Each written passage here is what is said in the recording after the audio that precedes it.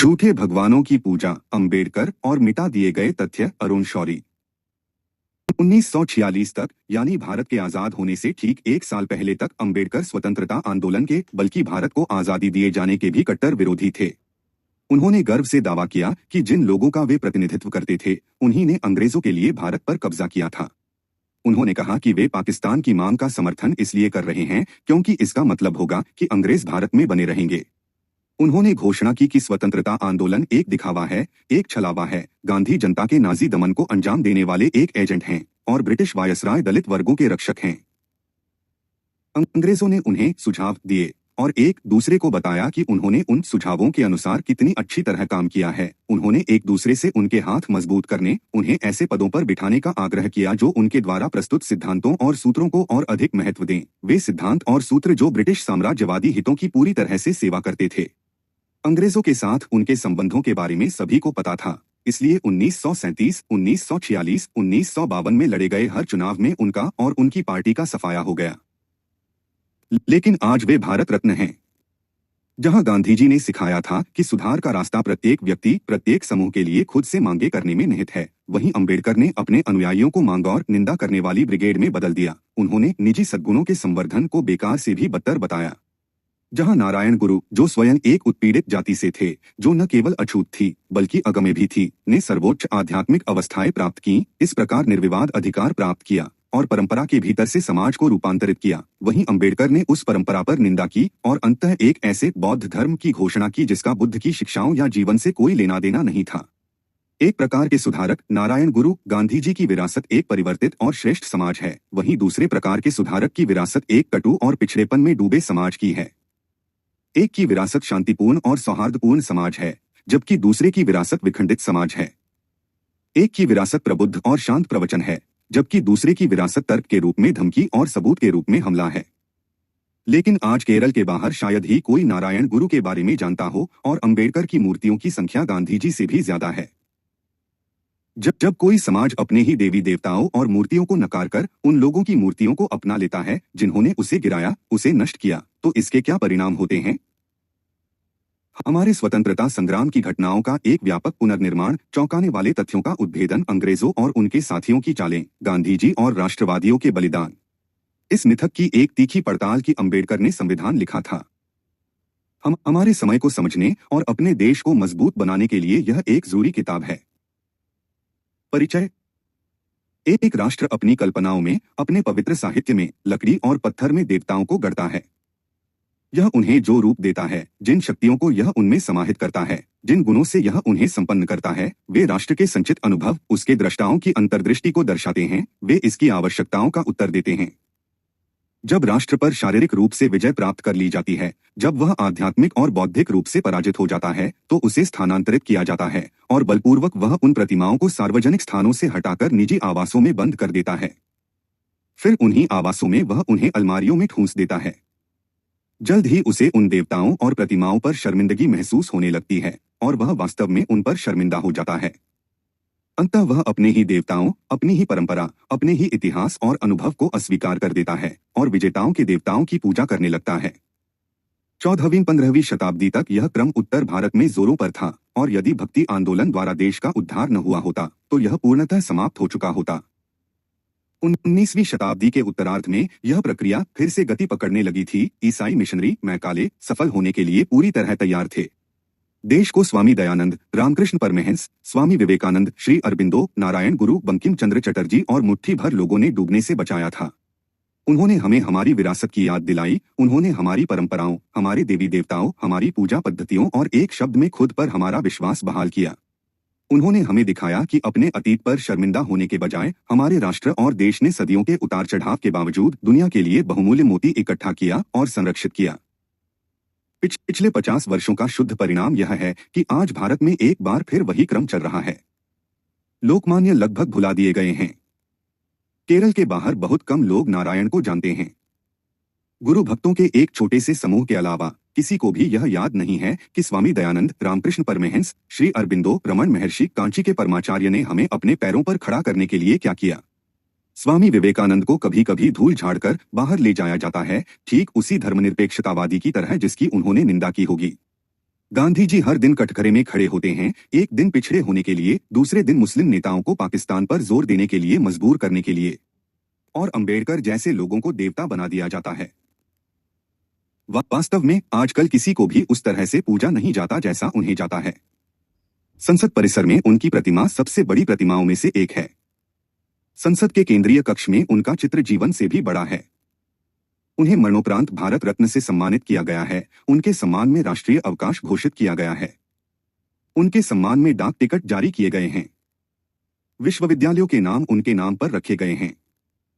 उनकी मूर्तियां भड़कीले नीले रंग के कपड़े पहने, संविधान की एक प्रति पकड़े हुए शहर दर शहर लगाई गई हैं। यह एक उचित अनुमान है कि अब उनकी संख्या गांधी जी की मूर्तियों से कहीं अधिक हो गई है। राजनेता, कार्यकर्ता और अन्य गणमान्य व्यक्ति उनकी कई वर्षगांठों पर इन पर आते हैं। उनके जन्म की वर्षगांठ पर, उस दिन की वर्षगांठ पर जब उन्होंने बौद्ध धर्म अपनाया था, उनके परिणित्व की वर्षगांठ पर, वह शब्द जिसका प्रयोग अब अनिवार्य रूप से उनकी मृत्यु के लिए किया जाना चाहिए। उन्हें उस व्यक्ति के रूप में सम्मानित किया जाता है जिसने हमें वह संविधान दिया जो अब हमारे पास है। उनके भाषणों और लेखों के 14 खंड जो महाराष्ट्र सरकार द्वारा आधिकारिक तौर पर उनके सम्मान में प्रकाशित किए गए हैं, उनमें उनके लेखन में संविधान का मसौदा भी शामिल है।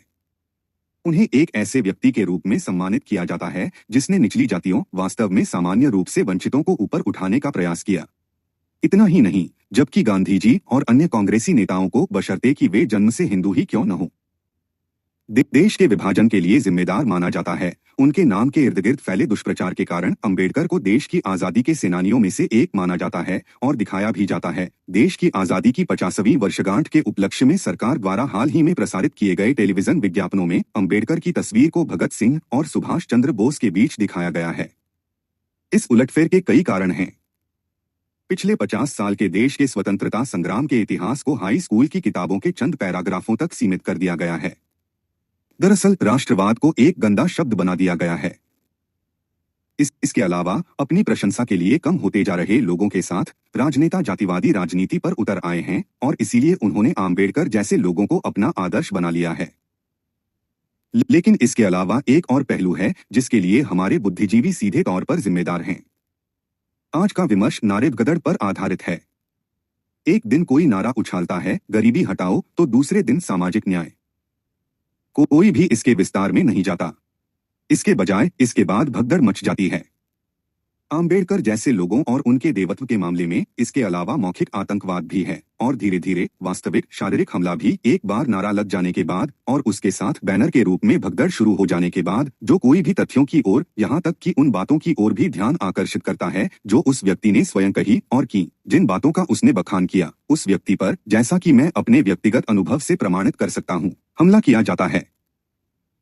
जल्द ही जो कुछ राजनेताओं की सुविधा के रूप में शुरू हुआ वह मिथक बन जाता है और मिथक तथ्य बन जाता है और देश अपने देवताओं के रूप में उन लोगों को अपनाता है जिन्होंने दशकों और दशकों तक अपने दुश्मनों के साथ मिलकर इस देश को अधीन रखने की कोशिश की थी। भटकाव और उस अव्यवस्था से और उसके बाद विघटन निश्चित परिणाम है। स्वतंत्रता सेनानी अंबेडकर का सार्वजनिक जीवन एक तरह से 9 मार्च 1924 को बॉम्बे के दामोदर हॉल में आयोजित एक सार्वजनिक बैठक से शुरू होता है। देश को अंग्रेजों से आजाद कराने का संघर्ष तब तक पूरे जोरों पर था। स्वामी विवेकानंद का कार्य, श्री अरबिंदो का कार्य, लोकमान्य का कार्य पहले ही देश को आंदोलित कर चुका था। लोकमान्य तिलक का निधन 1920 में हो गया था। राष्ट्रीय आंदोलन का नेतृत्व गांधी जी के हाथों में आ गया था। उन्होंने चंपारण सत्याग्रह, खिलाफत आंदोलन, रॉलेट एक्ट के विरुद्ध सत्याग्रह, जलियांवाला बाग हत्याकांड और पंजाब में निर्मम दमन के विरुद्ध सत्याग्रह में देश का नेतृत्व किया था। इस राष्ट्रीय आंदोलन की परिणति 1947 में देश की स्वतंत्रता के रूप में हुई। संक्षेप में, अंबेडकर के सार्वजनिक जीवन का 1/4 भाग ब्रिटिश शासन से मुक्ति के लिए देश के इस संघर्ष से जुड़ा था। ऐसा एक भी अकेला उदाहरण नहीं है जिसमें अंबेडकर ने भाग लिया हो। देश को आजाद कराने के संघर्ष से जुड़ी कोई भी गतिविधि। इसके ठीक विपरीत हर संभव मोड़ पर उन्होंने राष्ट्रीय आंदोलन के अभियानों का विरोध किया। आंदोलन को मिलने वाले हर झटके पर वे असफलता का जश्न मनाने वालों में शामिल थे। इस प्रकार जबकि वर्षों का समापन देश की स्वतंत्रता के साथ हुआ, अंबेडकर के मामले में इसका समापन उनके वायसराय की परिषद के सदस्य बनने के साथ हुआ। अर्थात वर्तमान शब्दों का उपयोग करने के लिए ब्रिटिश मंत्रिमंडल में लेबर मंत्री अंबेडकर के लेखन भी इसी पैटर्न का पालन करते हैं। महाराष्ट्र सरकार ने अब तक अंबेडकर के भाषणों और लेखों के 14 खंड प्रकाशित किए हैं। ये 9,996 पृष्ठों को कवर करते हैं। 12वें तक के खंडों में 1946 तक के उनके भाषण और लेख हैं। ये 7,371 पृष्ठों तक फैले हैं। आपको एक लेख, एक भाषण, एक अंश खोजना मुश्किल होगा जिसमें अंबेडकर को भारत की स्वतंत्रता के लिए तर्क देते हुए भी देखा जा सके। 1 मिनट रुकें और निम्नलिखित पढ़ें। मुझे यह कहने की अनुमति दें कि अनुसूचित जातियों के प्रति अंग्रेजों की नैतिक जिम्मेदारी है। सभी अल्पसंख्यकों के प्रति उनकी नैतिक जिम्मेदारियां हो सकती हैं, लेकिन यह अछूतों के संबंध में उन पर जो नैतिक जिम्मेदारी है उससे आगे कभी नहीं बढ़ सकती। यह अफसोस की बात है कि कितने कम अंग्रेज इसके बारे में जानते हैं और कितने कम इसे निभाने के लिए तैयार हैं। भारत में ब्रिटिश शासन का अस्तित्व अछूतों द्वारा दी गई मदद के कारण है। कई अंग्रेज सोचते हैं कि भारत पर क्लाइव, हेस्टिंग्स, कूट्स आदि ने विजय प्राप्त की थी। इससे बड़ी गलती और कोई नहीं हो सकती। भारत पर भारतीयों की एक सेना ने विजय प्राप्त की थी और जिन भारतीयों ने यह सेना बनाई थी वे सभी अछूत थे। यदि अछूतों ने भारत पर विजय प्राप्त करने में अंग्रेजों की मदद नहीं की होती तो भारत में ब्रिटिश शासन असंभव होता। प्लासी के युद्ध को ही लीजिए जिसने ब्रिटिश शासन की शुरुआत की, या किर्की के युद्ध को जिसने भारत पर विजय प्राप्त की। इन दोनों ही दुर्भाग्यपूर्ण लड़ाइयों में अंग्रेजों के लिए लड़ने वाले सभी सैनिक अछूत थे। कौन किससे ऐसी दलील दे रहा है? यह B.R. अंबेडकर द्वारा 14 मई 1946 को ब्रिटिश कैबिनेट मिशन के सदस्य A.V. अलेक्जेंडर को लिखा गया पत्र है। यह कोई एक बार की भूल नहीं थी, बल्कि सिर्फ मौके के लिए गढ़ा गया तर्क था। दरअसल जब तक अंग्रेज भारत पर राज कर रहे थे, अंबेडकर ऐसे विचारों को छिपाने की कोशिश करने के बजाय इनका प्रचार कर रहे थे और यह सुनिश्चित करने का कि ये व्यवहार में लागू हों। वे जो कुछ कर रहे थे उसका प्रचार करने का कोई मौका नहीं छोड़ते। भक्तों के बीच उनकी पुस्तक कांग्रेस और गांधी ने अछूतों के साथ क्या किया उनकी सबसे प्रशंसित और अनुकरणीय रचनाओं में से एक है। यह 1945 में प्रकाशित हुई थी, यानी भारत के स्वतंत्र होने से लगभग 2 साल पहले। जैसा कि हम देखेंगे जब हम हरिजनों के उत्थान के बारे में अंबेडकर के विचारों पर विचार करेंगे, तो यह उन बातों का स्पष्ट रूप से दोहराव है जो ब्रिटिश शासक और मिशनरी चाहते थे कि कही जाएं, उन आरोपों और उससे भी बदतर बातों का जो वे हमारी सभ्यता और लोगों पर थोप रहे थे। यह पुस्तक महाराष्ट्र सरकार के शिक्षा विभाग द्वारा आधिकारिक रूप से प्रकाशित की गई है और रियायती मूल्य पर बेची जाती है। यह पुस्तक डॉ. बाबा साहेब आम्बेडकर लेखन और भाषण संग्रह का 9वां खंड है। यह आम्बेडकर द्वारा गोलमेज सम्मेलन में दिए गए भाषण को पुनः प्रस्तुत करता है, एक ऐसा भाषण जिसने ब्रिटिश शासकों के इरादों को पूरी तरह से नाकाम कर दिया और जिसके लिए, जैसा कि हम जल्द ही देखेंगे, वे आम्बेडकर के प्रति अत्यंत आभारी थे क्योंकि यह गांधी जी को विफल करने के प्रमुख उपायों में से एक बन गया। भाषण में आम्बेडकर प्रधानमंत्री को संबोधित करते हैं और कहते हैं, प्रधानमंत्री जी, मुझे एक बात स्पष्ट करने की अनुमति दें। दलित वर्ग चिंतित नहीं हैं, वे शोरगुल नहीं मचा रहे हैं। उन्होंने यह दावा करने के लिए कोई आंदोलन शुरू नहीं किया है कि अंग्रेजों से भारतीय जनता को सत्ता का तत्काल हस्तांतरण हो। सीधे शब्दों में कहें तो उनकी स्थिति यह है कि हम राजनीतिक सत्ता के हस्तांतरण के लिए उत्सुक नहीं हैं, लेकिन आम्बेडकर ने घोषणा की कि अगर अंग्रेज अब उन ताकतों का विरोध करने के लिए पर्याप्त मजबूत नहीं हैं जो इस तरह के हस्तांतरण की मांग कर रही थीं, तो उनकी मांग थी कि वे कुछ व्यवस्थाएं करें। ऐसी व्यवस्थाएं जिनका हम उनके भाषणों और लेखों में बार बार सामना करेंगे, जिनका मुख्य उद्देश्य स्वतंत्र भारत की नई सरकार को बांधे रखना था। अंबेडकर और उनके संरक्षकों को अपमानजनक झटका लगा। कुल 1585 सीटें थीं। ब्रिटिश भारत की 11 विधानसभाओं में से 777 सीटें बराबरी पर थीं, इस मायने में कि उन्हें चैम्बर्स ऑफ कॉमर्स, बागानों, मजदूरों आदि से सांप्रदायिक या विशेष प्रतिनिधित्व के जरिए भरा जाना था। 808 सामान्य सीटों में से कांग्रेस, जिसकी अंबेडकर, जिन्ना और अन्य लोगों ने सदन की चौखटों से निंदा की थी, ने 456 सीटें जीतीं। इसने 5 विधानसभाओं मद्रास, संयुक्त प्रांत, मध्य प्रांत, बिहार और उड़ीसा में पूर्ण बहुमत हासिल किया और 4 अन्य बंबई, बंगाल, असम और NWFP में सबसे बड़ी पार्टी थी। अंबेडकर और अंग्रेजों के नजरिए से जो उन्हें कांग्रेस के इस दावे का खंडन करने के लिए रोक रहे थे कि वह भारतीय समाज के किसी भी अन्य वर्ग की तरह इलारिजन का भी उतना ही प्रतिनिधित्व करती है। इससे भी बदतर बात यह थी कि कांग्रेस ने उन सीटों पर बहुत अच्छा प्रदर्शन किया जो हरिजनों के लिए आरक्षित थीं। मद्रास प्रेसिडेंसी में हरिजनों के लिए 30 सीटें आरक्षित थीं। कांग्रेस ने 26 पर चुनाव लड़ा और 26 में जीत हासिल की। बिहार में 24 आरक्षित सीटें थीं, इनमें से 9 पर कांग्रेस के उम्मीदवार निर्विरोध चुने गए। शेष 15 आरक्षित सीटों में से उसने 14 पर चुनाव लड़ा और 14 में जीत हासिल की। बॉम्बे में 15 आरक्षित सीटों में से उसने 1 पर निर्विरोध जीत हासिल की, 8 पर चुनाव लड़ा और 5 में जीत हासिल की।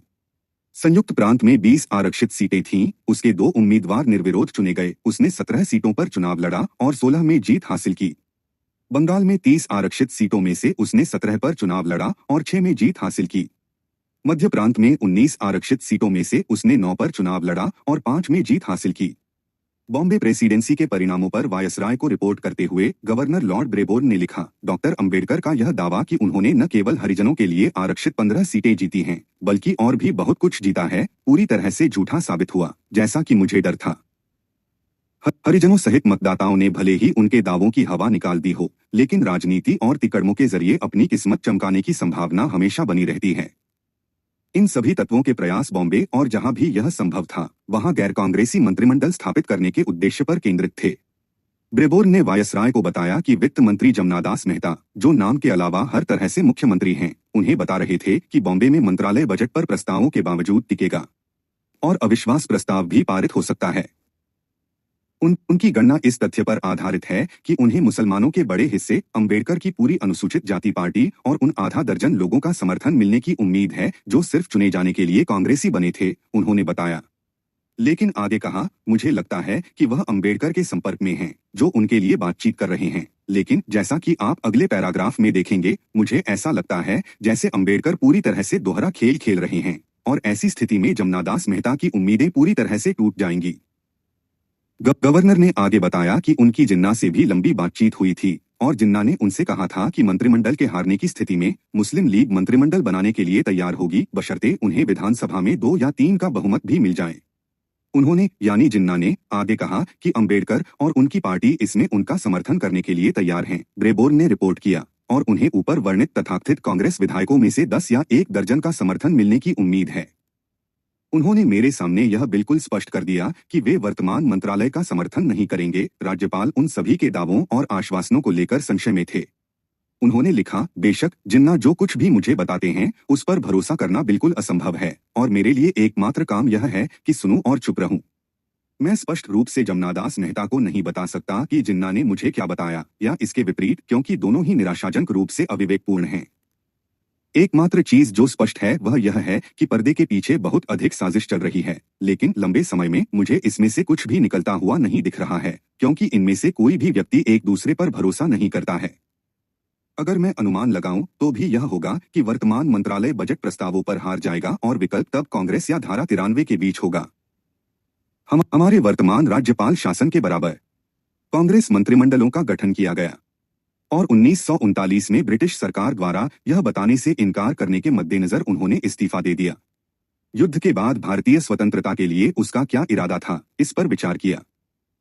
जिन्ना ने घोषणा की कि मुस्लिम लीग इन इस्तीफों को मुक्ति दिवस के रूप में मनाएगी। अंदाजा लगाइए कि इन उत्सवों में उनके साथ कौन था, उन्हीं मंचों से सभाओं को संबोधित कर रहा था। बेशक अंबेडकर।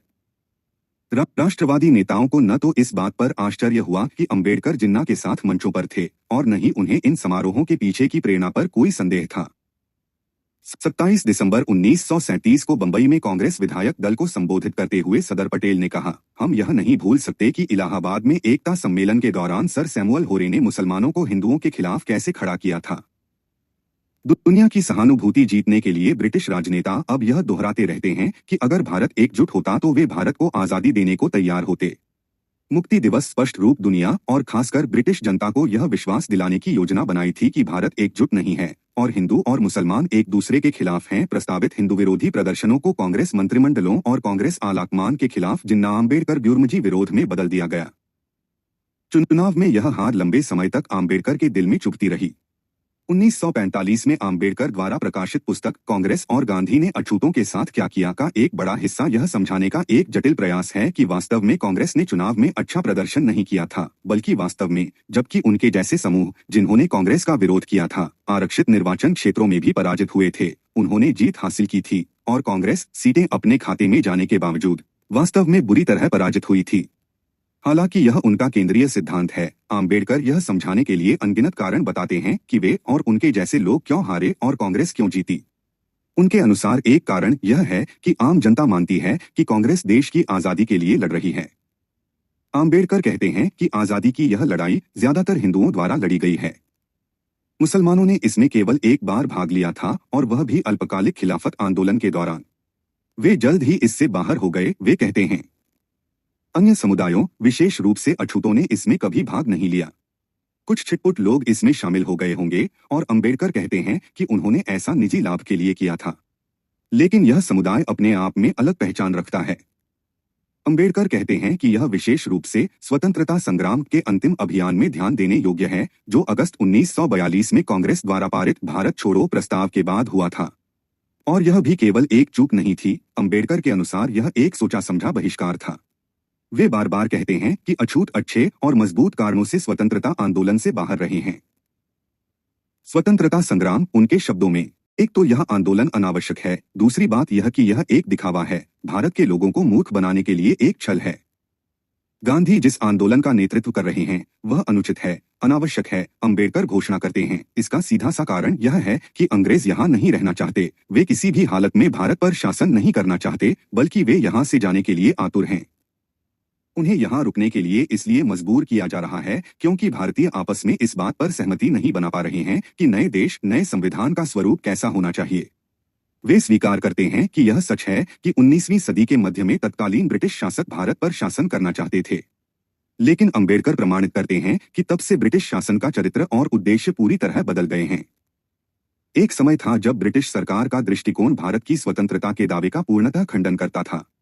यह लॉरेंस द्वारा घोषित किया गया था, जिनकी कलकत्ता स्थित प्रतिमा पर यह आदर्श वाक्य अंकित है, अंग्रेजों ने भारत को तलवार के बल पर जीता था और वे इसे तलवार के बल पर ही रखेंगे। यह दृष्टिकोण अब समाप्त हो चुका है और यह कहना अतिशयोक्ति नहीं होगी कि आज हर अंग्रेज इस पर शर्मिंदा है। अंबेडकर लिखते हैं, जब हम उस ब्रिटिश वायसराय और प्रधानमंत्री के विचारों पर विचार करते हैं, जिनके प्रशासन में अंबेडकर उस समय शामिल थे जब यह पुस्तक प्रकाशित हुई थी, तो हमें इन प्रमाण पत्रों को अवश्य याद करना चाहिए।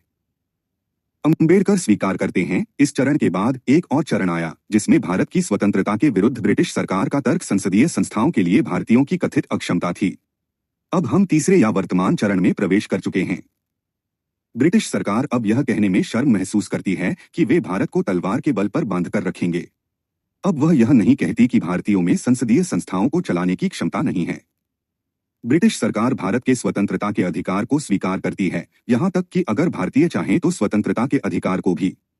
ब्रिटिश सरकार भारतीयों के अपने संविधान बनाने के अधिकार को भी स्वीकार करती है। क्रिप्स प्रस्तावों से बढ़कर इस नए दृष्टिकोण का कोई बड़ा प्रमाण नहीं हो सकता। भारत की स्वतंत्रता के लिए ब्रिटिश सरकार द्वारा रखी गई शर्त यह है कि भारतीयों को एक ऐसा संविधान बनाना होगा जिसमें देश के राष्ट्रीय जीवन के महत्वपूर्ण तत्वों की सहमति हो। हम इसी चरण पर पहुंच गए हैं। इसलिए अछूत यह नहीं समझ पा रहे हैं कि कांग्रेस भारतीयों के बीच सहमति बनाने की कोशिश करने के बजाय स्वतंत्रता संग्राम की बात क्यों करती रहती है और इसमें शामिल न होने के लिए अछूतों को बदनाम क्यों करती है। तथाकथित स्वतंत्रता संग्राम कुछ और नहीं बल्कि एक बेईमान आंदोलन है, अंबेडकर घोषणा करते हैं, और इसलिए इसमें कोई आश्चर्य नहीं है कि अछूतों ने, जैसा कि हम देखेंगे, हमेशा खुद को और अपने साथियों को ही इसका जिम्मेदार ठहराया है, इसमें भाग लेने से इनकार कर दिया है। 8 अंबेडकर घोषणा करते हैं कि अंग्रेज लगातार भारतीयों को सत्ता हस्तांतरित करते रहे हैं और अगर 1939 से इसमें कोई रुकावट आई है तो वह मुख्यतः इसलिए है क्योंकि भारतीय अपने देश के लिए जिस तरह का संविधान चाहते हैं उस पर सहमत नहीं हैं। अंबेडकर घोषणा करते हैं, भारत की स्वतंत्रता एक रिसीवर के पास रखी संपत्ति की तरह है। ब्रिटिश सरकार ने खुद को एक रिसीवर की स्थिति में रख लिया है। जैसे ही विवाद खत्म हो जाता है और सही तरह का संविधान तय हो जाता है, वह संपत्ति को उसके असली मालिकों यानी भारतीयों को सौंपने के लिए बाध्य हो जाती है। बिल्कुल, लेकिन बिल्कुल अंग्रेजों की लाइन वास्तव में उनकी लाइन से भी कहीं ज्यादा, क्योंकि अंग्रेज भी खुद को इस तरह के प्रमाण पत्र देने में इतने लापरवाह नहीं थे। लेकिन आज ऐसे अंश हमें सिर्फ इसलिए हैरान करते हैं क्योंकि हमें याद नहीं कि 1945 में जब यह किताब लिखी और प्रकाशित हुई थी तब आम्बेडकर कहाँ थे। कांग्रेस की राष्ट्रवाद की बात सिर्फ एक छलावा है, यह लोगों को मूर्ख बनाने का एक जरिया है, आम्बेडकर कहते हैं। और यही वजह है कि कांग्रेस और गांधी राष्ट्रवाद का राग अलापते रहते हैं। वे कहते हैं, संक्षेप में कहें तो शासक वर्ग, और इससे अंबेडकर का आशय अंग्रेजों से नहीं था, बल्कि जैसा कि हम देखेंगे एक बिल्कुल अलग समूह जानता है कि वर्ग विचारधारा, वर्ग हितों, वर्ग मुद्दों और वर्ग संघर्षों पर आधारित एक राजनीतिक अभियान उसकी मृत्यु की घंटी बजा देगा। वह जानता है कि गुलाम वर्गों को दरकिनार करने और उन्हें मूर्ख बनाने का सबसे प्रभावी तरीका राष्ट्रवाद और राष्ट्रीय एकता की भावना से खेलना है, और यह समझता है कि कांग्रेस का मंच ही एकमात्र ऐसा मंच है जो शासक वर्ग के हितों की प्रभावी रूप से रक्षा कर सकता है। क्योंकि अगर कोई ऐसा मंच है जहां से अमीर और गरीब, ब्राह्मण और गैर ब्राह्मण, जमींदार और किराएदार, लेनदार और देनदार के बीच संघर्ष की सभी बातों पर जो शासक वर्ग के अनुकूल नहीं है प्रभावी रूप से प्रतिबंध लगाया जा सकता है, तो वह कांग्रेस का मंच है, जो न केवल राष्ट्रवाद और राष्ट्रीय एकता का प्रचार करने के लिए बाध्य है, जो कि शासक वर्ग चाहता है और जिस पर उनकी सुरक्षा पूरी तरह निर्भर करती है, बल्कि जो अपने मंच से राष्ट्रवाद के साथ असंगत किसी भी अन्य विचारधारा का प्रचार करने पर रोक लगाता है। अगर हमें इस बात पर हैरानी हो रही है कि यह सब कुछ वैसा ही लग रहा है जैसा कम्युनिस्ट उस समय गांधी जी की निंदा करने के लिए फैला रहे थे, वह समय जब उन्होंने भारत छोड़ो आंदोलन को विफल करने के लिए अंग्रेजों के साथ एक गुप्त समझौता किया था, तो ऐसा सिर्फ इसलिए है क्योंकि आज हमें याद नहीं कि दोनों में से कोई एक दोस्त का दोस्त था। हालांकि एक मामूली सा, एक तरह का औपचारिक अंतर था। जहां कम्युनिस्ट प्रचलित मुहावरे का इस्तेमाल करें तो अंग्रेजों का केवल बाहर से समर्थन कर रहे थे, वहीं अम्बेडकर इससे कहीं ज्यादा कर रहे थे। और ऐसा हो ही नहीं सकता। अंबेडकर जोर देकर कहते हैं, अंग्रेजों की अपार स्वीकृति के साथ हिंदू सांप्रदायिक बहुमत कांग्रेस की रीढ़ है। वे घोषणा करते हैं, यह कांग्रेस हिंदुओं से बनी है और हिंदुओं द्वारा पोषित है। यही बहुमत कांग्रेस का ग्राहक वर्ग है और इसलिए कांग्रेस अपने ग्राहकों के अधिकारों की रक्षा करने के लिए बाध्य है। कांग्रेस राष्ट्रवाद को घोर सांप्रदायिकता के लिए खुली छूट की आड़ में इस्तेमाल करके दुनिया को धोखा दे रही है। कांग्रेस और गांधी देश की जनता की आजादी के लिए नहीं लड़ रहे हैं, बल्कि वे तो उन शासक वर्गों को जिनका वे प्रतिनिधित्व करते हैं और जो आजादी के प्रतीक हैं, उन वर्गों को गुलाम बनाने की आजादी दिलाने के लिए लड़ रहे हैं जिन्हें उन्होंने सदियों से गुलाम बनाकर रखा है। अंबेडकर अत्याचार को गुलाम बनाने की आजादी न मिले शीर्षक अध्याय में जोर देकर कहते हैं। अंबेडकर कहते हैं, समाज, राष्ट्र, देश सिर्फ शब्द हैं, ठीक वही जो ईसाई मिशनरी 100 सालों से भारतीयों को सिखाते आ रहे हैं। वे कहते हैं कि ये सिर्फ अस्पष्ट शब्द हैं। उनका मानना है कि आजादी को वास्तविक होने के लिए उन वर्गों के संदर्भ में सोचना होगा जो इन शब्दों के पीछे की वास्तविकता का निर्माण करते हैं, खासकर गुलाम वर्गों के संदर्भ में। गांधी और कांग्रेस इन वर्गों की आजादी के लिए नहीं लड़ रहे हैं, वे तो बस शासक वर्गों को अपना अत्याचार जारी रखने की आजादी दिलाने की कोशिश कर रहे हैं। अगर कांग्रेस अपने उद्देश्यों को बदलना भी चाहे, जिसकी वह किसी भी तरह से योजना नहीं बना रही है, तो भी वह ऐसा नहीं कर पाएगी, अंबेडकर कहते हैं, क्योंकि जिन शासक वर्गों के चंगुल में वह है और जिनका वह साधन और प्रतिनिधि है, वे उसे ऐसा नहीं करने देंगे। और ये शासक वर्ग कौन हैं? अंबेडकर कहते हैं कि ब्राह्मण और बनिया।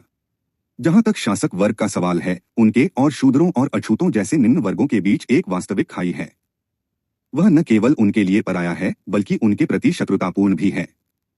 उनके साथ संबंधों में विवेक के लिए कोई जगह नहीं है और न्याय की कोई मांग नहीं है, अंबेडकर कहते हैं, और ब्राह्मणों की एक ऐसे समूह के रूप में तस्वीर खींचते हैं जो अन्य विशेषाधिकारों के अलावा दूसरों की पत्नियों के साथ सोने के अधिकार की मांग करता है और उसे प्राप्त करता है। जहां तक शासक वर्ग के दूसरे घटक का प्रश्न है, अंबेडकर घोषणा करते हैं, बनिया इतिहास का सबसे बुरा परजीवी वर्ग है। उसमें धन कमाने की बुरी आदत संस्कृति या विवेक से मुक्त नहीं होती। वह उस जल्लाद की तरह है जो महामारी फैलने पर भी फलता फूलता है। जल्लाद और बनिया में बस इतना ही अंतर है कि जल्लाद महामारी नहीं फैलाता जबकि बनिया फैलाता है। विवेक के बिना कोई धोखाधड़ी या छलकपट नहीं होता जो वह न करे। राष्ट्र पर उसकी पकड़ पूरी है। पूरा गरीब, भूखा, अनपढ़ भारत बनियों के हाथों गिरवी है। संक्षेप में अंबेडकर निष्कर्ष निकालते हैं, ब्राह्मण मन को गुलाम बनाता है और बनिया शरीर को। वे शासक वर्गों के हिस्से की लूट को आपस में बांट लेते हैं। क्या कोई भी व्यक्ति जो भारत के शासक वर्ग के दृष्टिकोण, परंपरा और सामाजिक दर्शन को समझता है, यह मान सकता है कि कांग्रेस के शासन में एक संप्रभु और स्वतंत्र भारत आज के भारत से अलग होगा, तो फिर किसी भी सही सोच वाले व्यक्ति के इस स्वतंत्रता संग्राम में शामिल होने का प्रश्न ही कहाँ उठता है, जिसे गांधी और उनकी कांग्रेस चला रही है। यही अंबेडकर का तर्क है। अंबेडकर का तर्क है कि यह केवल राजनीतिक प्रभुत्व का प्रश्न नहीं है। हिंदू, जो कांग्रेस और इस तथाकथित स्वतंत्रता संग्राम का सर्वस्व है, के लिए दास वर्गों का दमन करना एक आस्था का विषय है। यह उसके धर्म का सार है। इस सिद्धांत और धर्म के द्वारा हिंदू ने सारी अंतरात्मा को त्याग दिया है। यदि किसी चमत्कार से वह नैतिक कार्य करने के लिए प्रेरित भी हो जाए, तो भी हिंदू अस्पृश्यता को कभी नहीं छोड़ेगा, क्योंकि उसके लिए यह सोने की खान है। इससे मिलने वाले आर्थिक और सामाजिक लाभ इतने महान हैं कि अंबेडकर का दावा है कि हिंदू, जो कांग्रेस और उसके माध्यम से इस तथाकथित स्वतंत्रता संग्राम को नियंत्रित करता है, जिसकी ओर से गांधी अछूतों को मूर्ख बनाने और दयालुता से मारने का प्रयास करते हैं, इस विशेष बुराई को कभी नहीं छोड़ेगा। जो कहा गया है उसके आलोक में आम्बेडकर अपने निष्कर्षों के एक विशिष्ट अंश में घोषणा करते हैं, यह पाया जाएगा कि शासक वर्ग द्वारा संचालित स्वतंत्रता संग्राम दास वर्गों के दृष्टिकोण से एक स्वार्थी, यदि दिखावा नहीं तो संघर्ष है। भारत में शासक वर्ग जिस स्वतंत्रता के लिए संघर्ष कर रहा है वह दास वर्गों पर शासन करने की स्वतंत्रता है। वह जो चाहता है वह है स्वामी जाति को पराधीन जाति पर शासन करने की स्वतंत्रता, जो कि नाजी या नीत्शेवादी सिद्धांत के अलावा और कुछ नहीं है, जिसमें महामानव को आम आदमी पर शासन करने की स्वतंत्रता का सिद्धांत है। जब नाजीवाद अपने चरम पर है और पश्चिम उसके विरुद्ध एक शक्तिशाली युद्ध में लगा हुआ है, तब लिखते हुए आम्बेडकर भारतीय सामाजिक व्यवस्था को हिटलर के नाजीवाद के एक और संस्करण के अलावा और कुछ नहीं बल्कि हिटलर के नाजीवाद का एक और संस्करण बताते हैं, जिससे पश्चिम मजबूरन परिचित हो गया था। और जो लोग अंग्रेजों से स्वतंत्रता के लिए लड़ रहे थे उन्हें वे लोग बताते हैं जो अपने देश में इसी प्रकार के नाजीवाद को कायम रखने के लिए लड़ रहे थे। अमेरिकी पाठकों के लिए विशेष रूप से लिखे गए एक अन्य खंड श्री गांधी और अछूतों की मुक्ति में आम्बेडकर लिखते हैं, मुझे डर है कि अछूतों की समस्या को अब तक भुला दिया जाएगा। यह वास्तव में एक विपत्ति होगी। अछूत जिन बुराइयों से पीड़ित हैं, अगर उनका प्रचार यहूदियों की तरह नहीं किया जाता तो वे कम वास्तविक नहीं हैं। हिंदुओं द्वारा अछूतों के विरुद्ध दमन के साधन और तरीके भी कम प्रभावी नहीं हैं, क्योंकि वे नाजियों द्वारा यहूदियों के विरुद्ध अपनाए गए तरीकों से कम खूनी हैं। यहूदियों के विरुद्ध नाजियों का यहूदी विरोध विचारधारा और प्रभाव में अछूतों के विरुद्ध हिंदुओं के सनातनवाद से किसी भी तरह भिन्न नहीं है। उन विदेशियों के बारे में लिखते हुए जिन्हें उन्होंने कांग्रेस के प्रचार द्वारा इस तथाकथित स्वतंत्रता संग्राम की मांगों का समर्थन करने के लिए गुमराह किया था, आम्बेडकर कहते हैं कि यह अफसोस की बात है कि वे उस अत्याचारी के मामले में अंतर नहीं करते हैं जिसे दबाया गया है और जो स्वतंत्रता की याचना करता है, क्योंकि वह उत्पीड़न करने के अपने अधिकार को पुनः प्राप्त करना चाहता है और एक उत्पीड़ित वर्ग का मामला जो अत्याचारी के उत्पीड़न से मुक्ति चाहता है हासिल करना चाहता है। भारत को आजादी दिलाने की अपनी हड़बड़ी में उन्हें यह समझने का समय ही नहीं मिलता कि कांग्रेस का साथ देकर वे भारत को लोकतंत्र के लिए सुरक्षित नहीं बना रहे हैं, बल्कि अत्याचारी को अपनी निरंकुशताएं करने की आजादी दे रहे हैं। क्या उन्हें यह बताना जरूरी है कि कांग्रेस का समर्थन करना अत्याचार को गुलाम बनाने की आजादी देना है? 18. अम्बेडकर का दावा है कि अछूत इस सच्चाई को इसलिए समझते हैं क्योंकि वे इस दिखावटी आजादी की लड़ाई का हिस्सा नहीं हैं और नहीं कभी रहे हैं। अम्बेडकर कहते हैं कि वे इस दिखावटी लड़ाई में इसलिए शामिल नहीं हुए हैं क्योंकि वे ब्रिटिश साम्राज्यवाद के हथियार नहीं हैं, बल्कि इसलिए कि उन्हें डर है कि भारत की आजादी से हिंदू प्रभुत्व स्थापित हो जाएगा, जो निश्चित रूप से उनके जीवन, स्वतंत्रता और सुख की सभी संभावनाओं को हमेशा के लिए छीन लेगा और उन्हें लकड़ी काटने और पानी भरने का काम सौंपा जाएगा। 19 और वे शुरू से ही भारत में ब्रिटिश शासन के वफादार समर्थक और लाभार्थी रहे हैं, वे कहते हैं। अम्बेडकर लिखते हैं, अंग्रेजों के आगमन तक अछूत ही बने रहने में संतुष्ट थे। यह हिंदू ईश्वर द्वारा पूर्व निर्धारित और हिंदू राज्य द्वारा लागू की गई नीति थी, अतः इससे कोई बच नहीं सकता था। सौभाग्य से या दुर्भाग्य से ईस्ट इंडिया कंपनी को भारत में अपनी सेना के लिए सैनिकों की आवश्यकता थी और उसे अछूतों के अलावा कोई नहीं मिल सका। ईस्ट इंडिया कंपनी की सेना अपने इतिहास के प्रारंभिक भाग में कम से कम अछूतों से बनी थी और हालांकि अछूत अब गैरसैन्य वर्गों में शामिल हैं और इसलिए उन्हें सेना से बाहर रखा गया है, अछूतों से बनी सेना की मदद से ही अंग्रेजों ने भारत पर विजय प्राप्त की। अछूतों को भी लाभ हुआ। वह आगे कहते हैं, रंगरूटों के लिए जो कुछ किया गया उनमें से एक था उन्हें शिक्षा देना। इससे उन्हें अपनी स्थिति का एहसास हुआ और इस तथ्य का भी कि इसका कोई औचित्य नहीं था। 20. सबसे पहले ध्यान दें कि अगर यह बकवास आज कोई भी लिखता जब तक कि वह सामाजिक न्याय का समर्थक न हो तो उसे पकड़ लिया जाएगा और उस पर मुकदमा चलाया जाएगा, क्योंकि यह न केवल समूहों और वर्गों के बारे में झूठ गढ़ना, यह और कुछ नहीं बल्कि भड़काने वाला है और समूहों के बीच दुश्मनी पैदा करने के लिए रचा गया है। लेकिन जैसा कि आम्बेडकर ने लिखा है और आम्बेडकर को मुक्तिदाता घोषित किया गया है, यह पूरे देश में रियायती मूल्य पर बेचा जाता है। दूसरा, क्या ये दावे वास्तव में उस समय आम्बेडकर द्वारा स्वयं किए जा रहे कार्यों का औचित्य सिद्ध करने के लिए थे या क्या ये वास्तव में दलित वर्गों की राय का प्रतिनिधित्व करते थे? यह भी ध्यान दें कि उस समय कोई अस्पष्टता नहीं थी। अम्बेडकर बार बार और स्पष्ट रूप से घोषणा करते हैं कि न तो उनका और न ही उन अछूतों का, जिनकी ओर से बोलने का एकमात्र अधिकार वे हमेशा दावा करते हैं, स्वतंत्रता संग्राम से कोई लेना देना है या कभी था। उनका पूरा प्रयास उस आंदोलन का विरोध करने और 20 वर्षों से गांधी जी पर लगातार किए गए उनके अपमानजनक शब्दों को उचित ठहराने के लिए कारण गढ़ना है। अंग्रेजों के लिए और उनके साथ काम करने की बात को छिपाने की कोशिश करने के बजाय उन दिनों अम्बेडकर अंग्रेजों को अपनी वफादारी और अपनी निरंतर उपयोगिता का विश्वास दिलाने के लिए हर मौके पर इन तथ्यों को याद करते थे। एक बिल्कुल अलग संदर्भ से एक उदाहरण लेते हैं। 5 अप्रैल 1946 को अंबेडकर ने कैबिनेट प्रतिनिधिमंडल और नए वायसराय फील्ड मार्शल विस्काउंट वेवेल से मुलाकात की। वेवेल ने चर्चा के बारे में एक गुप्त ज्ञापन दर्ज किया।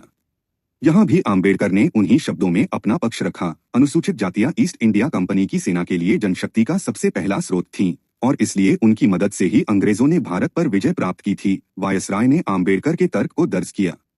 वे तब से अंग्रेजों के मित्र रहे हैं। फिर भी अंग्रेजों ने कभी जानबूझकर उनकी मदद नहीं की। हालांकि 1892 से उन्होंने मुसलमानों की भरपूर मदद की थी। वेवेल ने लिखा, उनका अंबेडकर का मानना था कि अगर भारत स्वतंत्र हो गया तो यह सबसे बड़ी आपदाओं में से एक होगी। जाने से पहले अंग्रेजों को यह सुनिश्चित करना होगा कि नया संविधान अनुसूचित जातियों को जीवन, स्वतंत्रता और खुशी की खोज के बुनियादी मानवाधिकारों की गारंटी दे और उनके पृथक निर्वाचक मंडल को बहाल करे और उन्हें वे अन्य सुरक्षा उपाय प्रदान करे जिनकी उन्हें मांग थी। इस समय मोहभंग उनके अनुयायियों को आतंकवाद और साम्यवाद की ओर धकेल रहा था। संवैधानिक तरीकों की प्रभावशीलता के लिए उन पर उनके साथ मुकदमा चल रहा था। अंबेडकर ने प्रतिनिधिमंडल और वायसराय से कहा कि उन्हें भारतीयों द्वारा न्याय सुनिश्चित करने की क्षमता पर कोई भरोसा नहीं था। उन्होंने कहा कि प्रस्तावित संविधान सभा में जो लोग अनुसूचित जातियों से संबंधित नहीं थे वे उन्हें खत्म करने पर तुले हुए थे और सभा के जो सदस्य अनुसूचित जातियों से संबंधित थे उन्हें अपने समुदायों के हितों के खिलाफ वोट देने के लिए खरीद लिया जाएगा। इसलिए वेवेल ने दर्ज किया, डॉक्टर अंबेडकर ने कहा कि वह संविधान सभा बिल्कुल नहीं चाहते। इसके बजाय वह चाहते थे कि संविधान सभा के लिए जिन कार्यों पर विचार किया जा रहा था उन्हें 2 प्रकार के प्रश्नों में विभाजित किया जाए। पहला समूह संवैधानिक प्रश्न थे जिन्हें उचित रूप से कार्यपालिका और विधायिका के बीच संबंध, कार्यपालिका की संरचना और कार्य आदि कहा जा सकता था। अंबेडकर ने वायसराय से कहा, इनसे निपटना उन लोगों की मानसिक क्षमता से परे था जिन्हें प्रांतीय विधानसभाओं में नियुक्त किया जा सकता था और यह विशेषज्ञों का काम था। तदनुसार अंबेडकर ने कहा, ऐसे प्रश्नों को ब्रिटेन या अमेरिका के किसी प्रतिष्ठित संवैधानिक वकील की अध्यक्षता वाले आयोग को भेजा जाना चाहिए। अन्य सदस्यों में 2 भारतीय विशेषज्ञ और हिंदू तथा मुस्लिम समुदायों का एक प्रतिनिधि होना चाहिए। अंबेडकर के अनुसार प्रश्नों का दूसरा समूह सांप्रदायिक प्रश्न था, अर्थात समुदायों के अधिकार और सुरक्षा उपाय। इनके संबंध में भी अंबेडकर चाहते थे कि अंतिम निर्णय अंग्रेजों का हो। इन प्रश्नों को एक सम्मेलन के लिए भेजा जाना चाहिए। उन्होंने कहा, विभिन्न समुदायों के नेता। अगर सम्मेलन किसी सर्वमान्य समाधान पर नहीं पहुंच पाया तो महामहिम की सरकार को एक निर्णय देना होगा। अगर यह उचित होगा तो निस्संदेह इसे स्वीकार किया जाएगा। ये उनके लिए आस्था के सूत्र थे। इसलिए हर मोड़ पर अंबेडकर राष्ट्रीय स्वतंत्रता संग्राम के विरोधियों के पक्ष में खड़े रहे। गोलमेज सम्मेलन में अंग्रेजों के पक्ष में, कांग्रेस से देश की मुक्ति का जश्न मनाने में जिन्ना के पक्ष में। एक विशिष्ट उदाहरण, कांग्रेस ने 1937 के चुनावों में अच्छा प्रदर्शन किया था। परिणामस्वरूप अपने सहयोगियों के साथ मिलकर उसने 11 में से 9 प्रांतों में सरकारों पर नियंत्रण किया। लेकिन 30 महीनों में बहुत कुछ घटित हो चुका था। कांग्रेसी मंत्रिमंडल चलते रहे। जिन्ना ने अपनी बदनामी और मनगढ़ंत कहानियों की बौछार शुरू कर दी थी। अत्याचार के आरोप आम बात थे, सबूत गढ़े जाते थे। कुख्यात पीरपुर रिपोर्ट इसका अंतिम परिणाम थी। अंग्रेज इस खतरे के प्रति सचेत थे कि कांग्रेस शासन का सुदृढ़ीकरण उनके लिए खतरा पैदा कर सकता था। वे सहयोगियों की तलाश में थे और उन मुद्दों का आकलन कर रहे थे जिन पर प्रत्येक को भड़काया जा सके।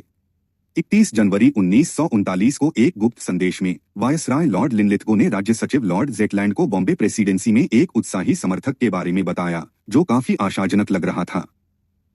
मैंने अंबेडकर से बातचीत की जो मुझे बहुत दिलचस्प लगा।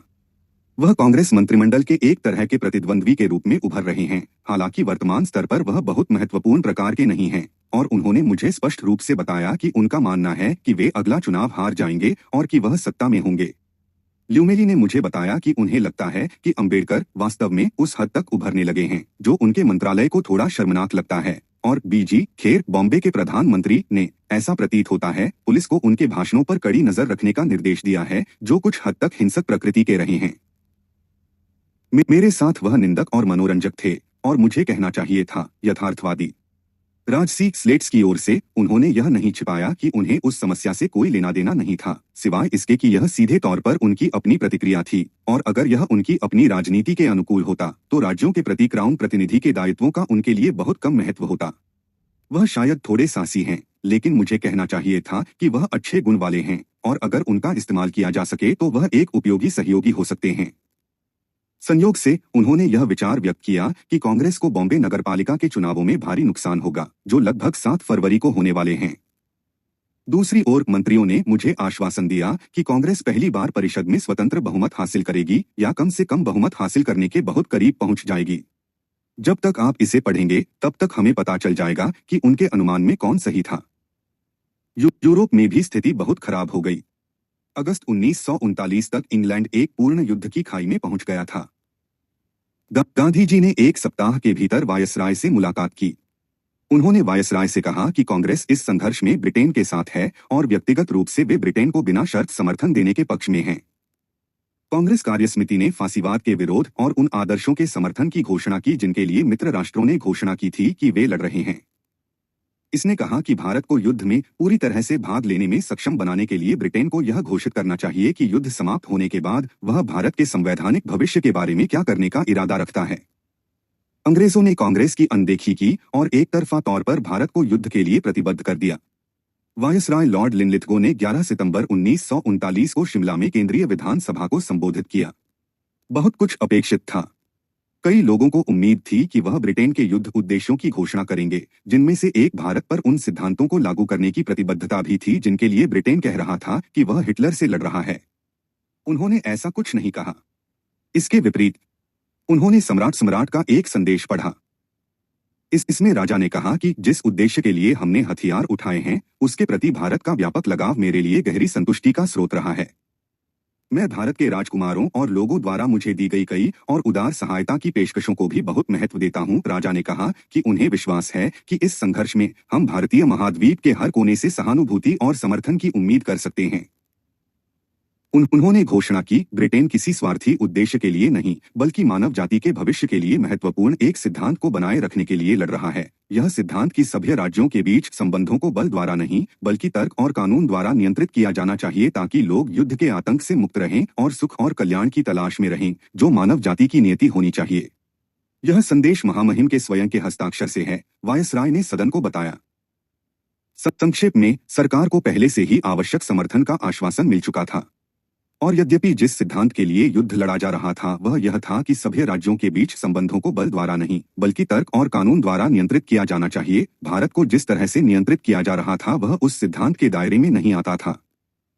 वायसराय ने घोषणा की कि 1935 के अधिनियम के संघीय भाग को लागू करने के आगे के प्रयासों को फिलहाल स्थगित किया जा रहा है। भारत के राज्य सचिव लॉर्ड जेटलैंड ने घाव पर नमक छिड़का। 26 सितंबर 1939 को हाउस ऑफ लॉर्ड्स में बोलते हुए उन्होंने कहा कि कांग्रेस के लिए यह स्वाभाविक था कि वह यह घोषित करे कि युद्ध के बाद भारत के लिए उसका क्या इरादा है, लेकिन वह यह कहने से नहीं चूक सकते कि उन्होंने इस मांग को उठाने के लिए गलत समय चुना है। जेटलैंड ने लॉर्ड्स से कहा, मुझे लगता है कि ब्रिटिश लोग ऐसे व्यवहार के प्रति बहुत संवेदनशील होते हैं जिसे वे सम्मानजनक और किसी विशेष अवसर के लिए उपयुक्त मानते हैं।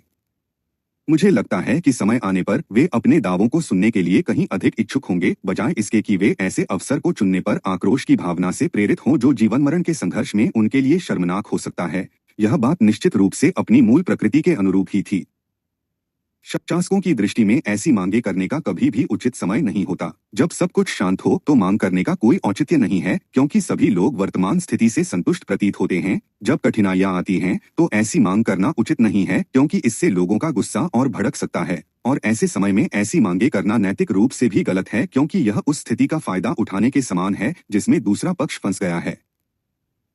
राज्य सचिव जानते थे कि कांग्रेस क्या सोच रही है, कि वह प्रांतों में अपने मंत्रियों से इस्तीफा देने के लिए कहने की दिशा में आगे बढ़ रही है। उन्होंने कहा, हमें जल्द ही उन शब्दों को याद करने का अवसर मिलेगा जब हम जिन्ना और अंबेडकर द्वारा लगाए गए आरोपों को देखेंगे। मुझे एक और कारण से खेद है, कांग्रेस मंत्रिमंडलों द्वारा विचाराधीन कदम के बारे में। मैं सहमत हूं कि यह भारत के लिए एक बहुत बड़ा लाभ था कि अब बड़ी संख्या में उत्साही भारतीय राष्ट्रवादी हैं जिन्हें प्रशासन के वास्तविक कार्य में अनुभव का लाभ मिला है। यह एक आपदा होगी यदि ऐसे लोग इस समय प्रांतों की सरकार से हट जाएं। उन्होंने दिखाया है कि वे अपने देश में आने वाली समस्याओं से निपटने में सक्षम हैं और उन्होंने उन राज्यपालों के साथ सराहनीय भावना से सहयोग किया है जिनके साथ वे जुड़े रहे हैं।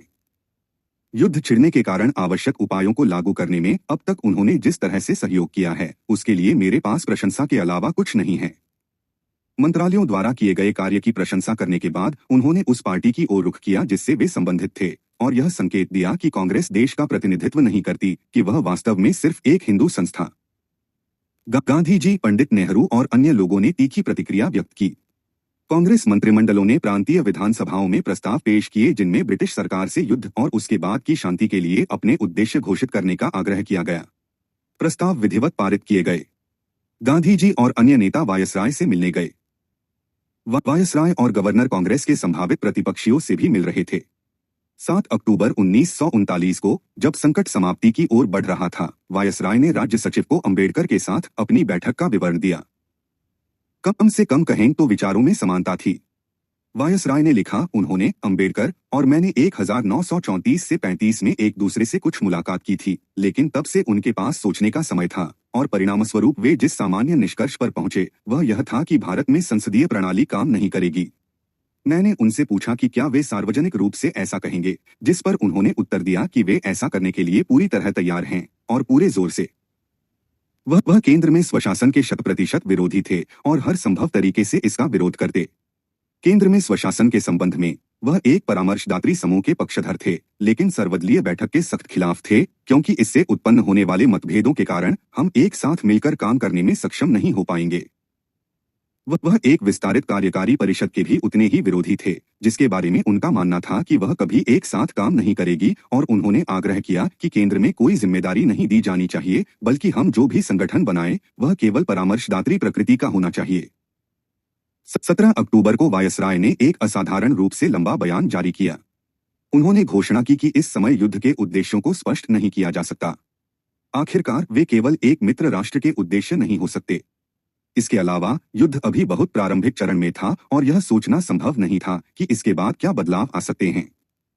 वायसराय ने घोषणा की कि फिलहाल केवल इतना ही कहा जा सकता है कि हम आक्रमण का विरोध करने के लिए लड़ रहे हैं, चाहे वह हमारे विरुद्ध हो या दूसरों के विरुद्ध। वायसराय ने कहा कि इसके अलावा कुछ भी नहीं कहा जा सकता, वास्तव में कुछ भी कहने की आवश्यकता नहीं है।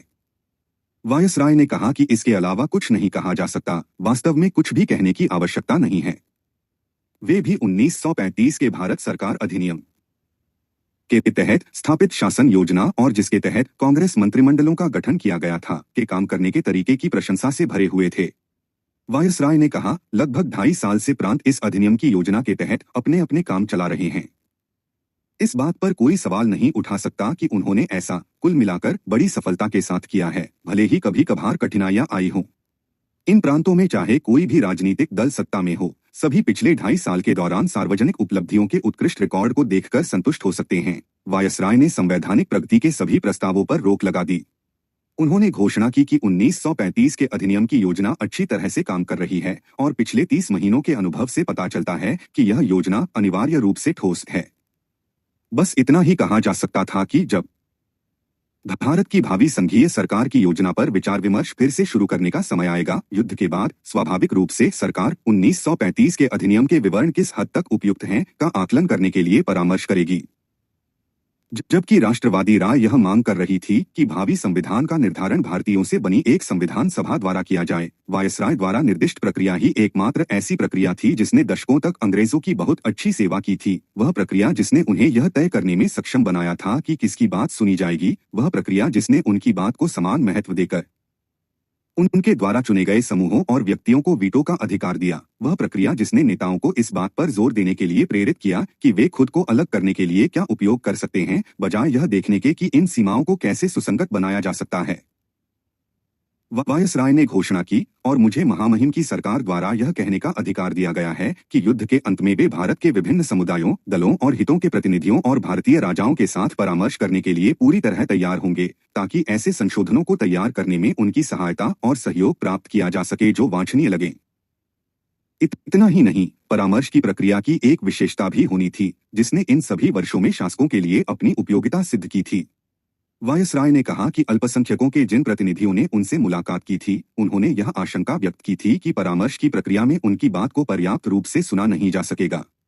इस बारे में मुझे इससे ज्यादा कुछ कहने की जरूरत नहीं है कि 1 दशक से भी ज्यादा समय तक गोलमेज सम्मेलनों और संयुक्त प्रवर समिति में महामहिम की सरकार ने इस देश के सभी दलों और सभी हितों के प्रतिनिधियों से परामर्श किया और उनकी सहायता या सलाह ली। वायसराय ने कहा, यह अकल्पनीय है कि हम अब भारत के भावी संविधान के किसी भी महत्वपूर्ण भाग की नए सिरे से योजना बनाए या उसमें कोई भी संशोधन करें बिना उन लोगों से परामर्श लिए जो हाल के दिनों में महामहिम की सरकार और संसद के साथ इसी तरह के कार्य में इतने करीब से जुड़े रहे हैं। संक्षेप में, इसका उद्देश्य केवल यह समीक्षा करना होगा कि क्या 1935 के भारत सरकार अधिनियम के विवरण में संशोधन की आवश्यकता है। यह उन लोगों के साथ परामर्श करके किया जाएगा जिनसे सरकार को लगता है कि परामर्श किया जाना चाहिए, और अल्पसंख्यकों के प्रवक्ताओं के पास वास्तव में परिणाम पर वीटो होगा। वायसराय ने कहा कि उन्हें निश्चित रूप से पता है कि देश के कुछ तहखाने मेरे द्वारा बताई गई योजना से भी अधिक व्यापक योजना, महामहिम की सरकार के इरादों का और भी व्यापक रूप से व्यक्त संकेत चाहते हैं। इन तबकों के लिए, यानी कांग्रेस के नेताओं के लिए, उनके पास एक तिरस्कार के अलावा कुछ नहीं था। विश्व राजनीति और भारत की राजनीतिक वास्तविकताओं को देखते हुए वायसराय ने कहा, यहाँ विभिन्न दलों और हितों के बीच संवैधानिक प्रश्नों पर मतभेदों को देखते हुए ऐसे वाक्यांशों से कुछ हासिल नहीं होगा जो व्यापक रूप से और सामान्य रूप से व्यक्त किए जाने पर ऐसी स्थिति की कल्पना करते हैं जो वर्तमान राजनीतिक विकास के बिंदु पर व्यावहारिक अनुप्रयोग की कसौटी पर खरी नहीं उतर पाएगी, या जिसके परिणामस्वरूप भारत के सभी दलों और सभी समुदायों द्वारा एकीकृत प्रयास संभव नहीं होगा, जिसके आधार पर ही भारत एकजुट होकर आगे बढ़ने और उस स्थान को प्राप्त करने की आशा कर सकता है जिसका हकदार उसका इतिहास और नियति उसे बनाती है। एक उपहार के रूप में वायसराय ने घोषणा की कि वह ब्रिटिश भारत के सभी प्रमुख राजनीतिक दलों और भारतीय राजाओं का प्रतिनिधित्व करने वाला एक सलाहकार समूह स्थापित करने जा रहे हैं, जिसकी अध्यक्षता गवर्नर जनरल स्वयं करेंगे, जिसे उनके निमंत्रण पर बुलाया जाएगा और जिसका उद्देश्य भारत में जनमत को युद्ध के संचालन और युद्ध गतिविधियों से संबंधित प्रश्नों से जोड़ना होगा। दूसरे शब्दों में, एक ऐसा समूह जिसका संवैधानिक मुद्दों से कोई लेना देना नहीं होगा, एक ऐसा समूह जिसका उद्देश्य केवल युद्ध के लिए ब्रिटिश सरकार की नीतियों के पक्ष में जनमत जुटाना होगा, जिसके भारत के संबंध में उद्देश्यों को सरकार स्पष्ट करने के लिए तैयार नहीं थी, एक ऐसा समूह जो केवल तभी बैठक करेगा जब वायसराय को ऐसा करना चाहिए, एक अस्थायी समूह जिसकी स्थिति केवल परामर्शदात्री होगी। अगले दिन राज्य सचिव लॉर्ड जेटलैंड ने हाउस ऑफ लॉर्ड्स में एक बयान दिया जिसमें न केवल प्रस्तावित समूह की इन विशेषताओं को दोहराया गया, बल्कि यह भी निर्दिष्ट किया गया कि परामर्शदात्री समूह के सदस्यों में से वायसराय उन व्यक्तियों को विशेष बैठकों में भाग लेने के लिए आमंत्रित करेंगे जिनमें विचार किए जाने वाले कार्य के अनुसार उनकी उपस्थिति वांछनीय होगी। भविष्य के लिए लॉर्ड जेटलैंड ने राष्ट्रवादियों के लिए कोई बड़ी आशा नहीं जताई। उन्होंने कहा कि निश्चित रूप से ब्रिटिश सरकार भारत को साम्राज्य में एक डोमिनियन के दर्जे की ओर विकसित होते देखने के लिए प्रतिबद्ध है। उन्होंने दोहराया कि अनुभव ने 1935 के अधिनियम की योजना को ठोस साबित किया है, लेकिन यदि युद्ध के कारण उत्पन्न उथल-पुथल के अंत में, जब परिस्थितियां आज की स्थिति से भिन्न हो सकती हैं, संबंधित लोगों की ओर से योजना की विशेष विशेषताओं में संशोधन की इच्छा हो, तो महामहिम की सरकार अब घोषणा करती है कि ऐसी परिस्थितियों में वे भारत के विभिन्न समुदायों, दलों और हितों के प्रतिनिधियों और भारतीय राजकुमारों के साथ परामर्श करने के लिए तत्पर होंगे ताकि ऐसे संशोधनों को तैयार करने में उनकी सहायता और सहयोग प्राप्त किया जा सके जो तब वांछनीय लगे। इस प्रकार एक बार फिर केवल उस योजना में संशोधन जिसके द्वारा भारत एक उपनिवेश के रूप में शासित हो रहा था और इसके लिए संविधान सभा की नहीं बल्कि अंग्रेजों द्वारा तय किए गए व्यक्तियों के साथ परामर्श की ही बात होनी चाहिए। वायसराय की तरह जेटलैंड ने भी एक परामर्शदाता समूह स्थापित करने के निर्णय की सराहना की। राज्य सचिव ने कहा कि इस प्रकार का समूह न केवल युद्ध प्रयासों के लिए जनमत जुटाने में मदद करेगा बल्कि इसका एक लाभदायक शैक्षिक प्रभाव भी होगा। उन्हें एक साझा उद्देश्य के लिए काम करने हेतु एक साथ लाकर ऐसा समूह मतभेदों को कम करेगा और इसमें भाग लेने वाले सभी लोगों और जिन लोगों का वे प्रतिनिधित्व करते हैं उनके साझा हितों की सीमा पर जोर देगा। वायसराय और सेक्रेटरी ऑफ स्टेट इस निवाले के बारे में सार्वजनिक रूप से यही कह रहे थे कि इससे भारतीय दलों और समूहों के लिए युद्ध प्रयासों के पहलुओं में प्रभावी भूमिका निभाने के अवसर खुलेंगे और यह उन्हें एक साथ लाएगा। दूसरी ओर गुप्त और व्यक्तिगत संचार में सेक्रेटरी ऑफ स्टेट और वायसराय पहले ही तय कर चुके थे कि परामर्शदाता समूह के पास कोई शक्ति नहीं होगी। उन्होंने इसकी बैठकें बुलाने के तरीकों पर सहमति जताई थी जिससे यह सुनिश्चित हो सके कि यह वायसराय का ही एक उपकरण और साधन मात्र होगा। वायसराय का मानना था कि संवैधानिक प्रगति के प्रश्न पर किसी प्रकार का बयान दिया जाना चाहिए, लेकिन उन्हें पूरा विश्वास था कि यह ऐसे शब्दों में दिया जा सकता है जिनसे यह सुनिश्चित हो कि अंततः कुछ भी न हो। हमेशा की तरह प्रगति का वादा इस शर्त पर किया जा सकता है कि प्रमुख भारतीय समुदाय आपस में एक समझौते पर पहुंच जाए और स्वाभाविक रूप से ये समुदाय कौन से हैं जिन्हें सहमत होना है और उनमें से प्रत्येक का प्रतिनिधित्व कौन करेगा, यह सरकार द्वारा तय किया जाना था। वायसराय ने राज्य सचिव के माध्यम से युद्ध मंत्रिमंडल को आश्वासन दिया था कि वह स्वयं सलाहकार समूह की बैठकों की अध्यक्षता करेंगे और गवर्नर जनरल के अलावा इस समूह की कोई स्थायी सदस्यता नहीं होगी और केवल वे ही व्यक्ति बैठक में भाग लेंगे जिन्हें वायसराय व्यक्तिगत रूप से आमंत्रित करेंगे। मैं पूरी तरह से स्पष्ट हूं। उन्होंने 28 सितंबर 1939 के अपने तार में विदेश मंत्री को बताया कि अगर समिति के नियंत्रण से बाहर होने के संकेत दिखाई देते हैं तो तत्काल स्थगन और अगर जरूरत पड़ी तो इसे फिर से न बुलाने का निर्णय, चाहे उस निर्णय के परिणाम कुछ भी हो, लिया जाएगा। इसी तरह सलाहकार समूह के दूसरे दृष्टिकोण से उपयोगी होने के बारे में सभी विरोध, क्योंकि यह भारतीयों को साझा उद्देश्यों के लिए एक साथ काम करने का आदी बना देगा, भी बकवास था। जैसे कि वे पाखंडी लेकिन हमेशा आकस्मिक बयान की सरकार संवैधानिक प्रश्न पर प्रगति करने के लिए हमेशा तैयार है, अगर केवल वे वर्ग जिनसे भारत बना है आपस में सहमत हो सकें।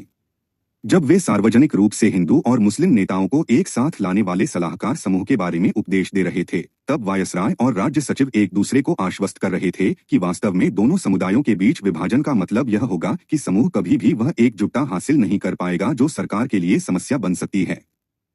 27 सितंबर 1939 के अपने केबल में स्लेट सचिव ने उन आशंकाओं से अवगत कराया था जो कैबिनेट बैठक में व्यक्त की गई थीं। सचिव ने कहा था, युद्ध कैबिनेट कांग्रेस के प्रति हमारे प्रस्तावित दृष्टिकोण की आलोचना कर रही थी। मुख्य आलोचना सलाहकार समिति की ओर निर्देशित थी।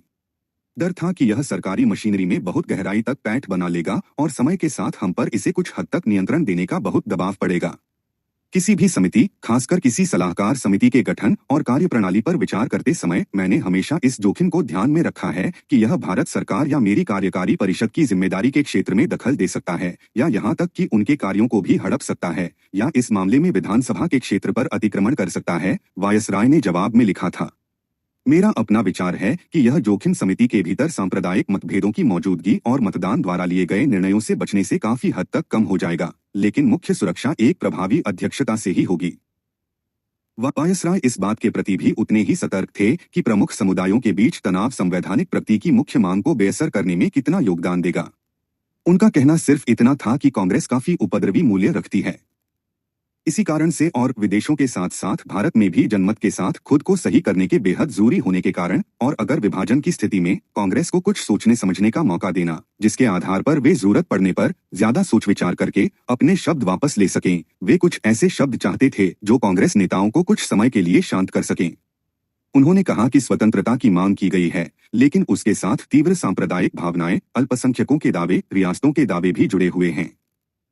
वायसराय ने कहा, राजकुमार और अल्पसंख्यक दोनों ही स्वतंत्रता और स्वाधीनता की बात तो करेंगे ही, और मुझे जरा भी आश्चर्य नहीं होगा अगर मुस्लिम लीग अपने किसी भी घोषणा पत्र में अपनी देशभक्ति का दावा करते हुए इस पर जोर दे। लेकिन मुझे पूरा यकीन है कि उनके हितों की रक्षा करना जरूरी है और मुस्लिम और राजकुमार दोनों ही जिस तरह की सुरक्षा चाहते हैं वह देश पर हमारे नियंत्रण या हित के किसी भी त्याग के साथ बिल्कुल असंगत है।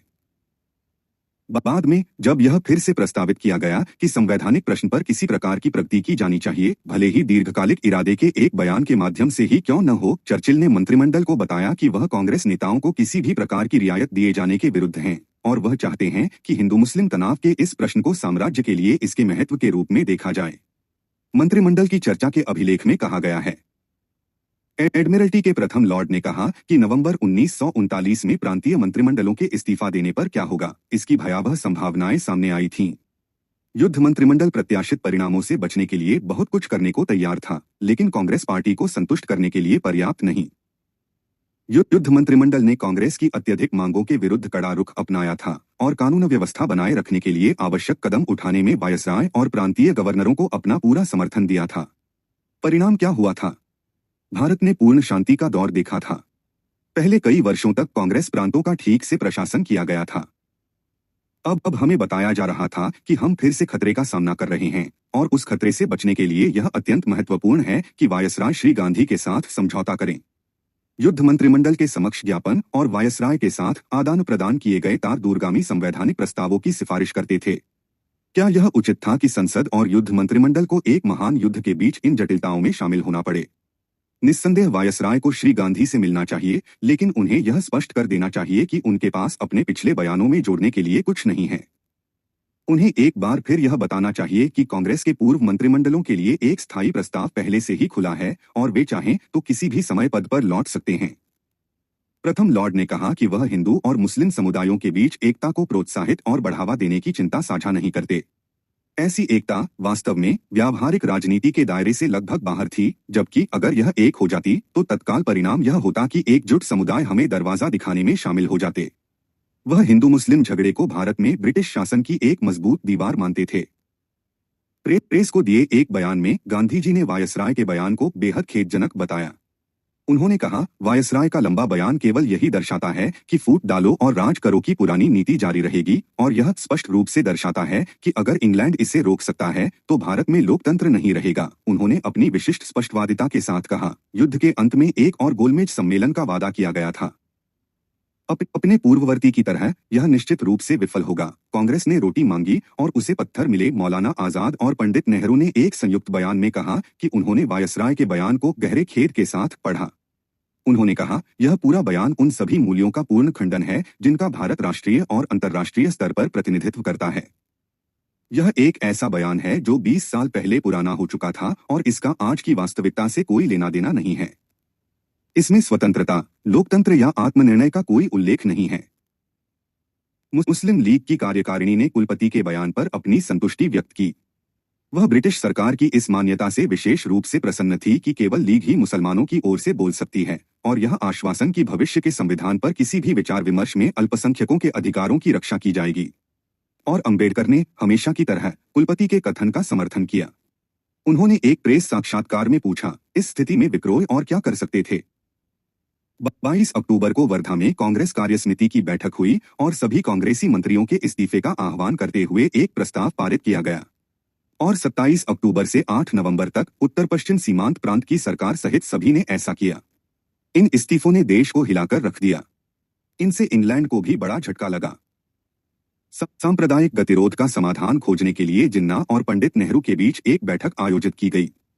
जैसे जैसे तारीख नजदीक आती गई, जिन्ना ने 6 दिसंबर को कांग्रेस मंत्रिमंडल छोड़ने के एक महीने बाद अचानक एक बयान जारी किया, जिसमें देश भर के मुसलमानों से शुक्रवार 22 दिसंबर को स्वतंत्रता दिवस के रूप में मनाने का आह्वान किया गया। उन्होंने मुस्लिम लीग की सभी इकाइयों से बैठकें आयोजित करने और कांग्रेस से मुसलमानों की मुक्ति के लिए ईश्वर का धन्यवाद करने को कहा। उन्होंने एक प्रस्ताव भी पारित किया जिसे सभी इकाइयों को अपनी बैठकों में अपनाने का निर्देश दिया गया। प्रस्ताव में कहा गया था, स्थान का नाम के मुसलमानों की यह सार्वजनिक बैठक यह स्वीकार करती है कि कांग्रेस मंत्रिमंडल ने अपनी खुली मुस्लिम विरोधी नीति से कांग्रेस के इस दावे को पूरी तरह से झुठला दिया है कि वह सभी हितों का निष्पक्ष रूप से प्रतिनिधित्व करती है। बैठक में यह माना गया कि कांग्रेस मंत्रिमंडल मुसलमानों और अन्य अल्पसंख्यकों के अधिकारों और हितों की रक्षा करने में विफल रहा है। प्रशासन और विधायिका में अपने कार्यों के निर्वहन में कांग्रेस मंत्रिमंडल ने मुसलमानों की भावनाओं का अपमान करने और उनकी संस्कृति को नष्ट करने की पूरी कोशिश की है, उनके धार्मिक और सामाजिक जीवन में हस्तक्षेप किया है और उनके आर्थिक और राजनीतिक अधिकारों का उल्लंघन किया है। कांग्रेस मंत्रिमंडल ने विवाद और मतभेद के मामलों में हमेशा हिंदुओं का पक्ष लिया है, मुसलमानों के हितों की पूरी तरह से अनदेखी की है और उन्हें नुकसान पहुंचाया है। कांग्रेस सरकार ने जिला अधिकारियों के वैध और नियमित कर्तव्यों में यहां तक कि छोटे छोटे मामलों में भी लगातार हस्तक्षेप किया था, जिससे मुसलमानों को गंभीर नुकसान पहुंचा था और ऐसा माहौल बनाया था जिससे हिंदू आबादी में यह धारणा बन गई थी कि एक ही हिंदू धर्म स्थापित हो गया है और इसने हिंदुओं, मुख्यतः कांग्रेसियों को विभिन्न स्थानों पर मुसलमानों के मौलिक अधिकारों का हनन करने के लिए प्रोत्साहित किया था। इसलिए यह सभा विभिन्न राज्यों में कांग्रेस शासन के अंत पर गहरी पीड़ा व्यक्त करती है। प्रांत और लोग इस दिन को पिछले 2.5 वर्षों के उत्पीड़न और अन्याय से मुक्ति के दिन के रूप में मनाते हैं और ईश्वर से प्रार्थना करते हैं कि वह मुस्लिम भारत को ऐसी शक्ति, अनुशासन और संगठन प्रदान करे जिससे ऐसी सरकार की पुनरावृत्ति न हो और एक संयुक्त सरकार स्थापित हो जो सभी समुदायों के लिए निष्पक्ष और न्यायपूर्ण हो। यह बैठक स्थान का नाम के महामहिम गवर्नर और उनकी सलाहकार परिषद से अनुरोध करती है कि वे मुसलमानों की वैध शिकायतों और निवर्तमान कांग्रेस मंत्रिमंडल द्वारा उनके साथ किए गए अन्याय की जांच करें और 9 सितंबर 1935 को भारत सरकार अधिनियम को अपनाने पर गवर्नर की घोषणा के अनुसार उन्हें जल्द से जल्द दूर करें और इस प्रकार लोगों को आश्वस्त करें कि नया नियम सभी समुदायों के न्याय और संबंधित लोगों के हितों के अनुरूप होगा। गांधी जी ने जिन्ना से समारोह से दूर रहने की अपील की। उन्होंने कहा कि वे राज्यपालों से कांग्रेस मंत्रिमंडलों के खिलाफ जिन्ना के आरोपों की जांच करने के अनुरोध का तहे दिल से समर्थन करते हैं। उन्होंने वायसराय से आरोपों पर फैसला सुनाने का अनुरोध किया। उन्होंने कहा कि जिन्ना ने एक साथ आरोप लगाने वाले और न्यायाधीश होने की भारी जिम्मेदारी अपने ऊपर ले ली है। एक ओर जिन्ना ने राज्यपालों से अपने आरोपों की जांच करने की अपील की है और दूसरी ओर उन्होंने मुसलमानों से ईश्वर का शुक्रिया अदा करने का आह्वान किया है, मानो ये आरोप पहले से ही सिद्ध तथ्य हों। गांधी जी और अन्य नेताओं ने जिन्ना द्वारा संविधान सभा के प्रस्ताव को अस्वीकार करने की भी आलोचना की। जिन्ना, जिन्होंने सर सैयद अहमद की तरह लोकतंत्रीकरण की दिशा में हर कदम का हमेशा इस आरोप पर विरोध किया था कि यह मुसलमानों को स्थायी बहुमत हिंदुओं की दया पर छोड़ देगा, ने पलटवार किया। मौजूदा परिस्थितियों में संविधान सभा का मतलब केवल कांग्रेस का दूसरा और बड़ा संस्करण होगा। एएमसी छागला, जिन्होंने जिन्ना के साथ उनके सचिव के रूप में काम किया था, ने जिन्ना की अपील को इस्लाम के सिद्धांतों और सिद्धांतों का अपमान बताया। छागला ने कहा, हर सभ्य मुसलमान जो अपने देश से प्यार करता है, श्री जिन्ना द्वारा जारी किए गए उस बयान से स्तब्ध और भयभीत होगा जिसमें भारत के मुसलमानों से शुक्रवार 22 दिसंबर को मुक्ति दिवस के रूप में मनाने का आह्वान किया गया है। उन्होंने बताया कि लीग का सिद्धांत अभी भी स्वतंत्रता है, किसी समुदाय की नहीं बल्कि पूरे देश की, और पूछा, लीग के सदस्य अपने मान्यता प्राप्त नेता के बयान को कैसे बर्दाश्त कर सकते हैं जो लोकतंत्र की विफलता और निरंकुश शासन की जीत पर गर्व करता है। वे कैसे चुपचाप बैठकर उस देश को जिसे आजाद कराने का उन्होंने वादा किया है, श्री जिन्ना द्वारा बयान में प्रस्तावित रणनीतियों से टुकड़े टुकड़े होते हुए देख सकते हैं। उन्होंने घोषणा की कि चूंकि वे जिन्ना के अनुयायी नहीं थे, अगर उनकी अपील उनसे की गई होती तो शायद मैं कुछ नहीं कहता, लेकिन जब वह भारत के मुसलमानों से यह अपील जारी करने का फैसला करते हैं तो मुझे लगता है कि इस्लाम के सिद्धांतों और सिद्धांतों के इस अपमान का विरोध करना मेरा कर्तव्य है। कांग्रेस मंत्रिमंडलों का नेतृत्व करने वाले नेता, मद्रास में सी राजगोपालाचार्य, बॉम्बे में बीजी खेर और अन्य ने जिन्ना के आरोपों का खंडन किया। अगर कांग्रेस और उसके मंत्रालय मुसलमानों के साथ अन्याय करते, अगर उन पर कोई अत्याचार होता जैसा कि जिन्ना ने आरोप लगाया था, तो उन्होंने पूछा, ब्रिटिश गवर्नर जो आखिरकार मंत्रालयों के मित्र नहीं थे और कांग्रेस के तो बिल्कुल भी नहीं, चुप क्यों रहे? उनके पास मंत्रालयों के साथ इस मुद्दे को उठाने का पूरा अधिकार था। उनके पास उन्हें हटाने का भी अधिकार था। और फिर राज्य सचिव वायसराय के प्रमाण पत्र भी थे। मौलाना आजाद और भी तीखे थे। उन्होंने गवाही देते हुए कहा, पिछले 2 सालों से मैं लगातार कांग्रेस और मुस्लिम लीग के बीच आपसी मतभेदों को दूर करने की कोशिश कर रहा हूं। उन्होंने आगे कहा, इस प्रयास में मैंने कोई कसर नहीं छोड़ी है। मेरा दृढ़ विश्वास है कि राष्ट्रीय उद्देश्य को प्राप्त करने के लिए इस तरह के सभी प्रयास पूरी ईमानदारी से किए जाने चाहिए। लेकिन उन्होंने कहा, मुझे बेहद अफसोस के साथ कहना पड़ रहा है कि जब भी कांग्रेस बातचीत और आपसी समझ के लिए दरवाजा खोलती है, अचानक विपरीत दिशा से एक और हाथ प्रकट हो जाता है जो निर्णायक क्षण में उसे बंद करना चाहता है। यह हाथ किसी और का नहीं बल्कि मुस्लिम लीग के अध्यक्ष मोहम्मद अली जिन्ना का है। मौलाना ने कहा कि जिन्ना के बयान में मुसलमानों से एक ऐसी अपील है जो कोई भी मुसलमान जो अपने राजनीतिक अस्तित्व के प्रति जरा भी आत्मसम्मान की भावना रखता हो, अपने सहधर्मियों से कभी नहीं कर सकता। उन्होंने बताया कि जब कांग्रेस ने भारत की आजादी और सभी पराधीन लोगों के अधिकारों की रक्षा के लिए इस्तीफा दे दिया था, तब उनसे कांग्रेस से मुक्ति के लिए ईश्वर का शुक्रिया अदा करने के लिए कहा जा रहा था और मुसलमानों को देश की आजादी और हर जगह पराधीन लोगों के अधिकारों का विरोध करने की स्थिति में डाल दिया गया था।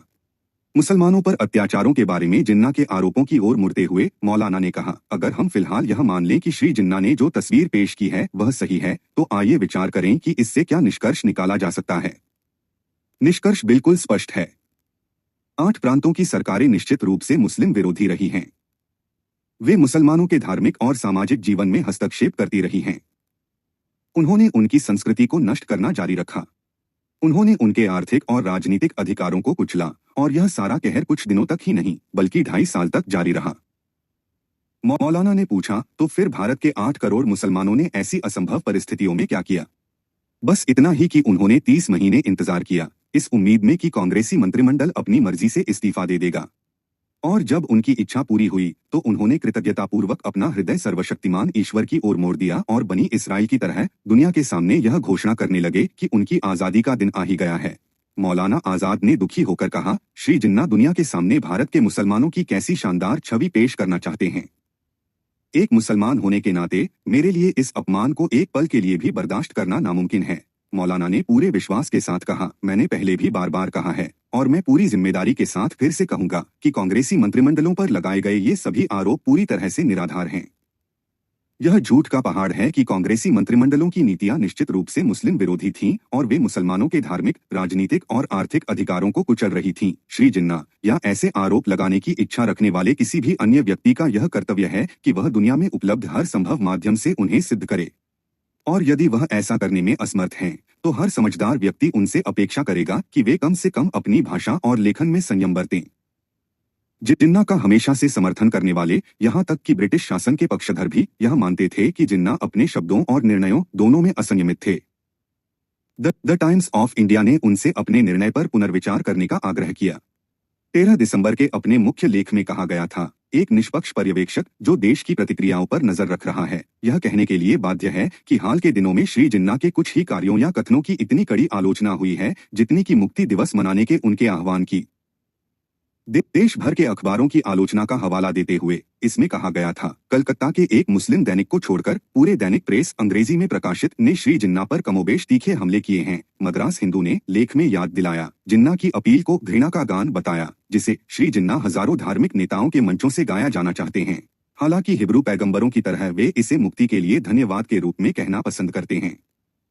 अब समय आ गया है कि वायसराय और राज्यपाल दुनिया को स्पष्ट रूप से बताएं कि वे श्री जिन्ना की एकजुट शिकायत के बारे में क्या सोचते हैं, जो सत्ताधारियों द्वारा जितनी देर तक बिना सवाल उठाए छोड़ी जाती है उतनी ही कपटी होती जाती है और केवल दोहराव से एक भ्रामक अधिकार और भयावह गति प्राप्त कर लेती है। स्तंभकार ने उल्लेख किया कि हिंदुस्तान टाइम्स ने लिखा था, श्री जिन्ना की नीति भारतीय राष्ट्रीय आकांक्षाओं का एक अंतर्निहित लेकिन पूर्ण अस्वीकृति है। इसमें पूछा गया था, हमें आश्चर्य है कि श्री जिन्ना प्रतिनिधियों के एक विधिवत निर्वाचित निकाय से क्यों कतराते हैं?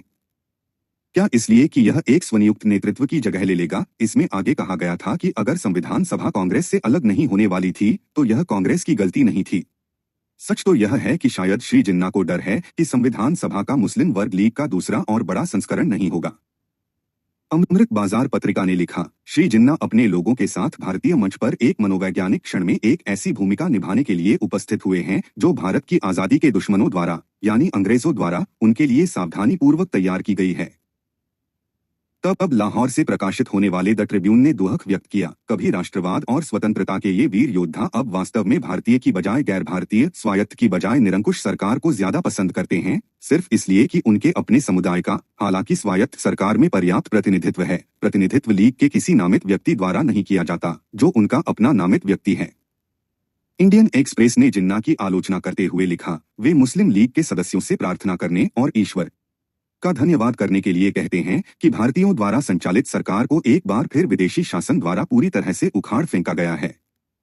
बेटे को मरने दो, भले ही वह बहू को रोते देखने की खुशी के लिए ही क्यों न हो, इत्यादि। जिन्ना ने पीछे हटने की कोशिश की। उन्होंने कहा कि ये समारोह हिंदू विरोधी नहीं होंगे, बल्कि मुसलमानों को कांग्रेस से मुक्ति दिलाने के लिए ईश्वर का धन्यवाद करने के लिए होंगे। उन्होंने यह भी मांग की कि उनके अत्याचारों के आरोपों की जांच के लिए एक शाही आयोग का गठन किया जाए।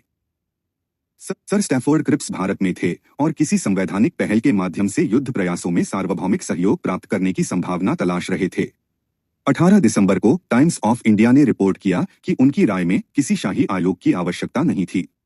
एक प्रेस कॉन्फ्रेंस में उनकी टिप्पणियों को रिपोर्ट करते हुए अखबार ने लिखा, सर स्टैफोर्ड का मानना था कि जिन राज्यपालों के पास अल्पसंख्यकों ने कांग्रेस द्वारा उत्पीड़न के आरोप लाए थे, उन्होंने उनके बारे में कुछ नहीं किया। यह इस बात का स्पष्ट प्रमाण है कि उनके विचार में आरोप निराधार थे। लेकिन आम्बेडकर ने जिन्ना के आह्वान का समर्थन किया, जो निश्चित रूप से उनकी अपनी मौत के समान था। टाइम्स ऑफ इंडिया को दिए एक साक्षात्कार में आम्बेडकर ने कहा, जब मैंने श्री जिन्ना का बयान पढ़ा तो मुझे शर्मिंदगी महसूस हुई कि मैंने उन्हें मुझ पर हावी होने दिया और ऐसी भाषा और भावनाओं का इस्तेमाल करने दिया जिनका अधिकार मुझे श्री जिन्ना से ज्यादा था। कांग्रेस काल में मुसलमानों पर हिंदुओं के कथित अत्याचारों के बारे में चाहे जो भी कहा जाए, आम्बेडकर ने कहा, इस प्रांत में कांग्रेस सरकार के हाथों पीड़ित लाखों अछूतों की दुर्दशा पर कोई संदेह नहीं कर सकता। मैं एक निष्पक्ष न्यायाधिकरण के समक्ष 100 मामले प्रस्तुत करने को तैयार हूं और इसलिए मैं रॉयल कमीशन जांच के पक्ष में हूं और इसके पक्ष में यथासंभव जांच भी कर रहा हूं। कांग्रेस सरकार द्वारा किए गए अत्याचारों की तुलना में श्री जिन्ना ने कुछ ऐसा कहा था जिसे हम बाद में देखेंगे। हालांकि कांग्रेस सरकार द्वारा किए गए अत्याचार हिंदुओं के हैं। मैं अपने हिंदू मित्रों को विश्वास दिलाता हूं कि यह कांग्रेस विरोधी नहीं है, इसलिए यह सिद्ध करता है कि हिंदू और कांग्रेस दो चीजें हैं। वे इससे निपटने के लिए तैयार नहीं हैं। आम्बेडकर ने घोषणा की कि वह जिन्ना के साथ समारोह में उपस्थित होंगे। कांग्रेस अध्यक्ष ने निष्पक्ष जांच की मांग का समर्थन किया और कहा कि सरकार को वास्तव में रॉयल कमीशन का इंतजार करने की जरूरत नहीं है। इन आरोपों को मुख्य न्यायाधीश श्री मॉरिस गोयर के समक्ष लाया जाना चाहिए और जांच होनी चाहिए। ब्रिटिश समर्थक ताकतों का स्वर बदल गया। श्री जिन्ना ने अब स्पष्ट कर दिया कि ये आयोजन हिंदू विरोधी नहीं थे, जैसा कि उन्होंने जोर दिया था। इसके समर्थन में उन्होंने इस महत्वपूर्ण तथ्य का हवाला दिया कि डॉक्टर आम्बेडकर वहां उपस्थित थे। टाइम्स ऑफ इंडिया ने स्वतंत्रता दिवस शीर्षक से इन सभाओं में भारी भीड़, बंबई में भारी उत्साह, मस्जिदों में प्रार्थना और धर्मोपदेश और गैर कांग्रेसी समूहों के समारोह में शामिल होने की खबर दी। इसमें आगे कहा गया, यह आयोजन राजनीतिक इतिहास में अद्वितीय था, क्योंकि इन आयोजनों को पहले की तरह हिंदू विरोधी भावना से मनाया गया हो या नहीं, किसी भी दल ने संदेह से मुक्ति नहीं पाई। हमारे राजनीतिक विरोधियों के लिए प्रार्थना, उन्होंने प्रत्येक सभा में एक प्रार्थना पढ़ने का भी सुझाव दिया। हे अल्लाह, आकाश और पृथ्वी के रचिता, हे कमजोरों और उत्पीड़ितों के रक्षक, हम आपकी उदारता और दया की वेदी पर हृदय से धन्यवाद देने के लिए तैयार हैं, जिसने हमें कांग्रेस सरकार के अत्याचार, उत्पीड़न और अन्याय से मुक्ति दिलाई, जिसने मुसलमानों के अधिकारों को कुचलने और हम पर अत्याचार करने की कोशिश की थी। वह सरकार सत्ता के नशे में इतनी चूर थी कि उसने मुसलमानों की सभी अपीलों को नजरअंदाज कर दिया। हे दोनों लोगों के पालनहार, हम आपसे प्रार्थना करते हैं और हम आपसे विनती करते हैं कि भारत के मुसलमानों में एकता और व्यवस्था स्थापित करें और हमें एकजुट करें ताकि हम कमजोरों और अल्पसंख्यकों के अधिकारों का अपमान करने वाली किसी भी अत्याचारी सरकार के शासन को रोक सकें। हे राजाओं के राजा, सर्वशक्तिमान और समस्त शक्ति और वैभव के स्रोत, जो राज्यों और साम्राज्यों का निर्माण और विनाश करते हैं, जो अपनी इच्छानुसार शक्ति प्रदान करते और छीनते हैं। हे अल्लाह, भारत के मुसलमानों को ऊंचा उठाए और उन्हें एकजुट और मजबूत बनाए ताकि वे इस्लाम का झंडा बुलंद कर सकें। हे दयालु अल्लाह, हम मुसलमानों को प्रकाश और समझ प्रदान करें। अल्लाह, हमारे प्रतिष्ठित नेता मोहम्मद अली जिन्ना को दीर्घायु प्रदान करें और उन्हें हमें एकता और महानता के एक स्तर से दूसरे स्तर तक ले जाने की क्षमता प्रदान करें।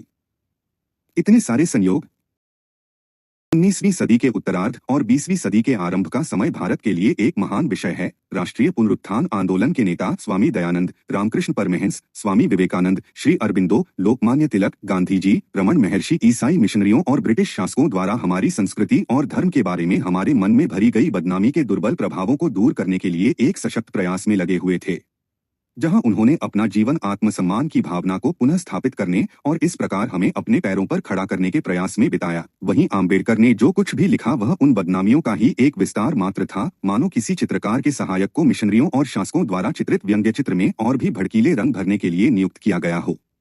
और चूंकि आम्बेडकर के राजनीतिक सक्रियता के वर्षों में गांधी जी हमारी संस्कृति और हमारी धार्मिक परंपराओं के सर्वोच्च और जीवंत प्रतीक थे, क्योंकि वे देश को अंग्रेजों से मुक्त कराने के आंदोलन के नेता थे, क्योंकि गांधी जी ही थे जो उन लोगों के उत्थान के लिए हर संभव प्रयास कर रहे थे जिनके नाम पर आम्बेडकर बोलने का दावा करते थे। इसलिए हम जल्द ही देखेंगे कि आम्बेडकर ने इस एक व्यक्ति की सबसे कड़ी निंदा की।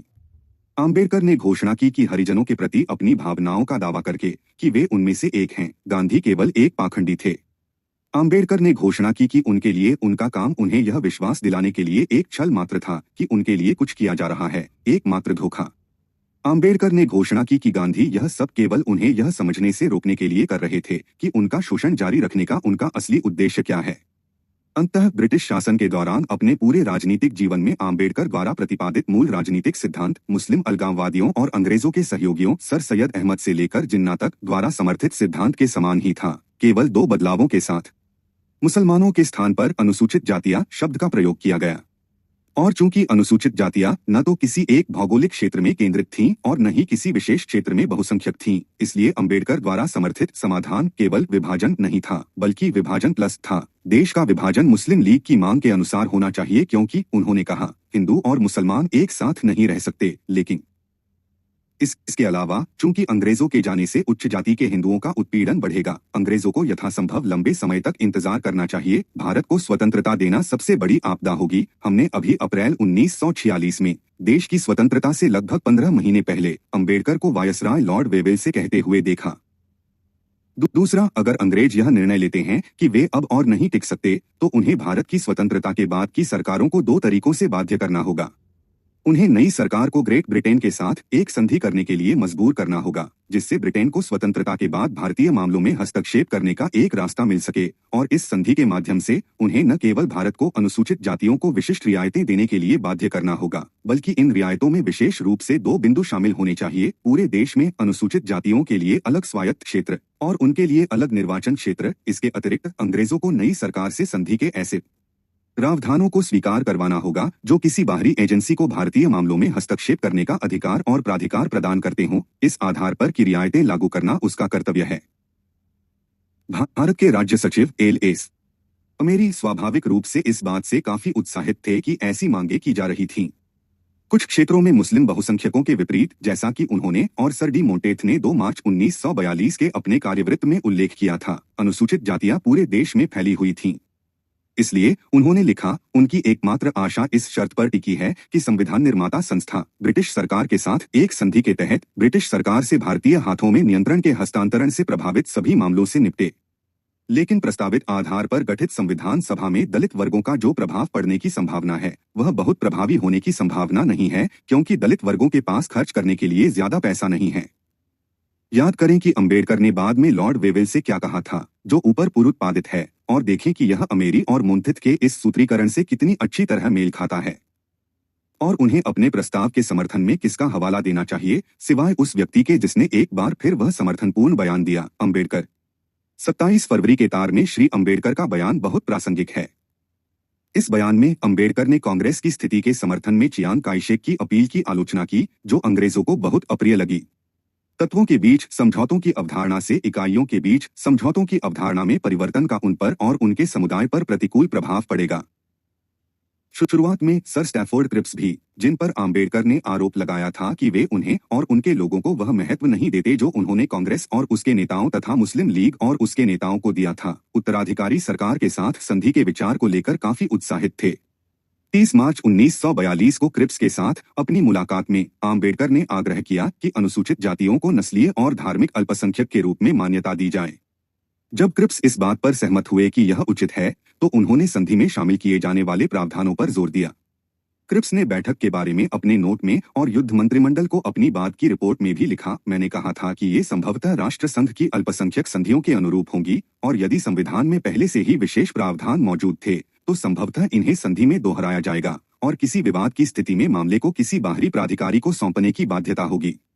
भारतीय संघ की सरकार इस प्रकार दिए गए निर्णय का पालन करने का वचन देगी, और यदि वे ऐसा नहीं करते हैं तो यह संधि का उल्लंघन होगा, जिसके बाद ब्रिटिश सरकार ऐसे कदम उठा सकती है जो वह विशेष परिस्थितियों में उचित समझे। आम्बेडकर ने इसे भी पर्याप्त नहीं माना, जैसा कि क्रिप्स द्वारा आगे दिए गए इस तथ्य से स्पष्ट है। मैंने सोचा कि यद्यपि इस प्रकार की सुरक्षा निस्संदेह उन्हें अपर्याप्त लग सकती है, एक बार भारत के लिए स्वशासन और आत्मनिर्णय के विचार को स्वीकार कर लिया गया तो भारत में किसी भी अल्पसंख्यक की रक्षा के लिए हस्तक्षेप करने का कोई अन्य संभावित तरीका नहीं था। 31. अंततः क्रिप्स ने भी इस प्रस्ताव को बेहतर समझा और इसे त्याग दिया। स्लेट सचिव अमेरी और वायसराय लिनलिथगो दोनों के क्रिप्स के काम करने के तरीके से नाखुश होने के अपने अपने कारण थे, और वे लगातार एक दूसरे को पत्र लिख रहे थे कि क्रिप्स की यात्रा के बाद उन्हें कैसे काम चलाना पड़ रहा है। अमेरी ने 8 फरवरी 1943 को वायसराय को लिखे अपने पत्र में इस प्रस्ताव पर फिर से विचार किया और नई सरकार को एक ऐसी संधि से बांधने का आह्वान किया जो अंग्रेजों को भारतीय मामलों में अपना प्रभाव जारी रखने का आधार प्रदान करे। जैसा कि वार्ताकारों से अपेक्षा की जा सकती थी, यह मुद्दा पूरी तरह से अनुसूचित जातियों के हित में उठाया गया था। संयोग से इसका व्यावहारिक परिणाम यह होता कि ब्रिटेन देश को स्वतंत्रता देने के बाद भी भारतीय मामलों में हस्तक्षेप करने का अधिकार बरकरार रखता। क्रिप्स प्रस्तावों पर अंबेडकर का आगे का ज्ञापन पढ़ने में मुझे बहुत दिलचस्पी थी, अमेरी ने लिनलिथगो को लिखा। तार्किक रूप से मुझे डर है कि उनकी आलोचना का कोई जवाब नहीं है। यह सच है कि संधियां पहली नजर में अल्पसंख्यकों की रक्षा नहीं कर सकती, अमेरी ने स्वीकार किया, लेकिन इसके समाधान के भी रास्ते हैं। उन्होंने लिखा, किसी संधि द्वारा अल्पसंख्यकों को दी जाने वाली सुरक्षा बहुत ही भ्रामक हो सकती है। न केवल आयरिश संधि बल्कि शांति समझौते में अल्पसंख्यक संधियां भी इसकी गवाही देती हैं। दूसरी ओर ऐसी परिस्थितियां भी हो सकती हैं जिनमें किसी संधि का अपने प्रावधानों को लागू करने पर गहरा प्रभाव पड़ सकता है। यह विशेष रूप से तब होता है जब अच्छे आचरण का वचन देने वाला पक्ष वित्तीय या सैन्य सहायता के लिए दूसरे पक्ष पर अत्यधिक निर्भर हो। उदाहरण के लिए मिस्र और इराक के साथ की गई संधियां संबंधित सरकारों के आचरण पर हमारी राय बनाने में मूल्यवान रही हैं, और निश्चित रूप से भारतीय राज्यों के साथ हमारी संधियां भी मूल्यहीन नहीं रही हैं। अमरी ने कहा कि क्रिप्स ने अल्पसंख्यकों पर बहुत अधिक ध्यान केंद्रित करके मामले को कमजोर कर दिया था। अगर यह प्रस्ताव सैन्य और अन्य प्रकार की सहायता के संदर्भ में होता तो भारतीय अधिक ग्रहणशील होते। अमेरी ने लिखा, क्रिप्स ने संधि संबंधी मामले को जिस तरह से संभाला उस पर हमें खेद है, मानो वह सिर्फ यह कहना चाहते थे कि यह अल्पसंख्यकों से संबंधित है, जबकि इस उद्देश्य के लिए जिस संधि पर चर्चा की गई थी उसका मुख्य उद्देश्य हमारी सैन्य सहायता की निरंतरता, सेवाओं की स्थिति, राजप्रतिनिधि की स्थिति आदि जैसे मामलों को शामिल करना था, जिसके बारे में मुझे डर है कि क्रिप्स अस्पष्ट थे। इसके अलावा इस उद्देश्य के पीछे हमेशा से यह विचार रहा है कि अल्पसंख्यकों को संधि द्वारा संरक्षण तभी लागू होना चाहिए जब संविधान स्वयं उन्हें प्रभावी संरक्षण प्रदान करने में विफल हो। इसका अर्थ न केवल यह है कि संविधान को अपने मूल रूप में वह संरक्षण प्रदान करना चाहिए, बल्कि यह भी है कि संविधान में बदलाव की संभावना को इस तरह से सुरक्षा उपायों से घेरा जाए कि ऐसे संरक्षण को समाप्त करना व्यावहारिक रूप से असंभव हो जाए। इन सिद्धांतों को संजोकर रखें, और जब हम उन संवैधानिक प्रस्तावों की ओर मुड़े जिन्हें अम्बेडकर जल्द ही आगे बढ़ाने वाले थे, तो उन्हें याद रखें और आप उनकी सटीक संगति देखेंगे।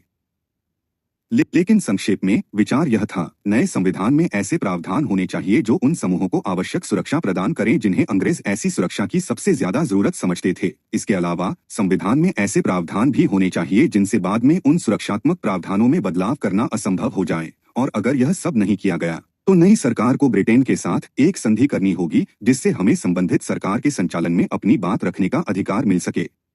जैसा कि मैंने कहा, इस प्रस्ताव पर सिर्फ इसलिए विचार किया जा रहा था क्योंकि अंग्रेज अनुसूचित जातियों के बारे में बेहद चिंतित थे। संयोग से इसका व्यावहारिक परिणाम यह हुआ कि नए संविधान का मसौदा तैयार करने में अंग्रेजों की मदद हो सकती थी, और अगर यह उनकी अपेक्षाओं पर खरा नहीं उतरता तो एक ऐसी संधि जिससे उन्हें उस देश के मामलों में अपनी बात रखने का एक ज्यादा सीधा रास्ता मिल जाता जिसे उन्होंने अभी अभी आजाद किया था। यही बर्नार्ड शॉ का अंग्रेजवाद था। यह प्रस्ताव पूरी तरह से सैद्धांतिक आधार पर आगे बढ़ाया और विचारा जा रहा था। इस मामले में गरीबों के हितों की रक्षा के सिद्धांत पर, जिनकी देखभाल ईश्वर ने अंग्रेजों को सौंपी थी, और वह भी सिर्फ इसलिए क्योंकि इन गरीबों के एकमात्र प्रतिनिधि अम्बेडकर नई सरकार को ऐसी संधि से बांधने पर जोर दे रहे थे। दुर्भाग्य से क्रिप्स ने सब कुछ बिगाड़ दिया था, इसलिए अमेरी और लिनलिथ को इन विचारों को आगे नहीं बढ़ा पाए।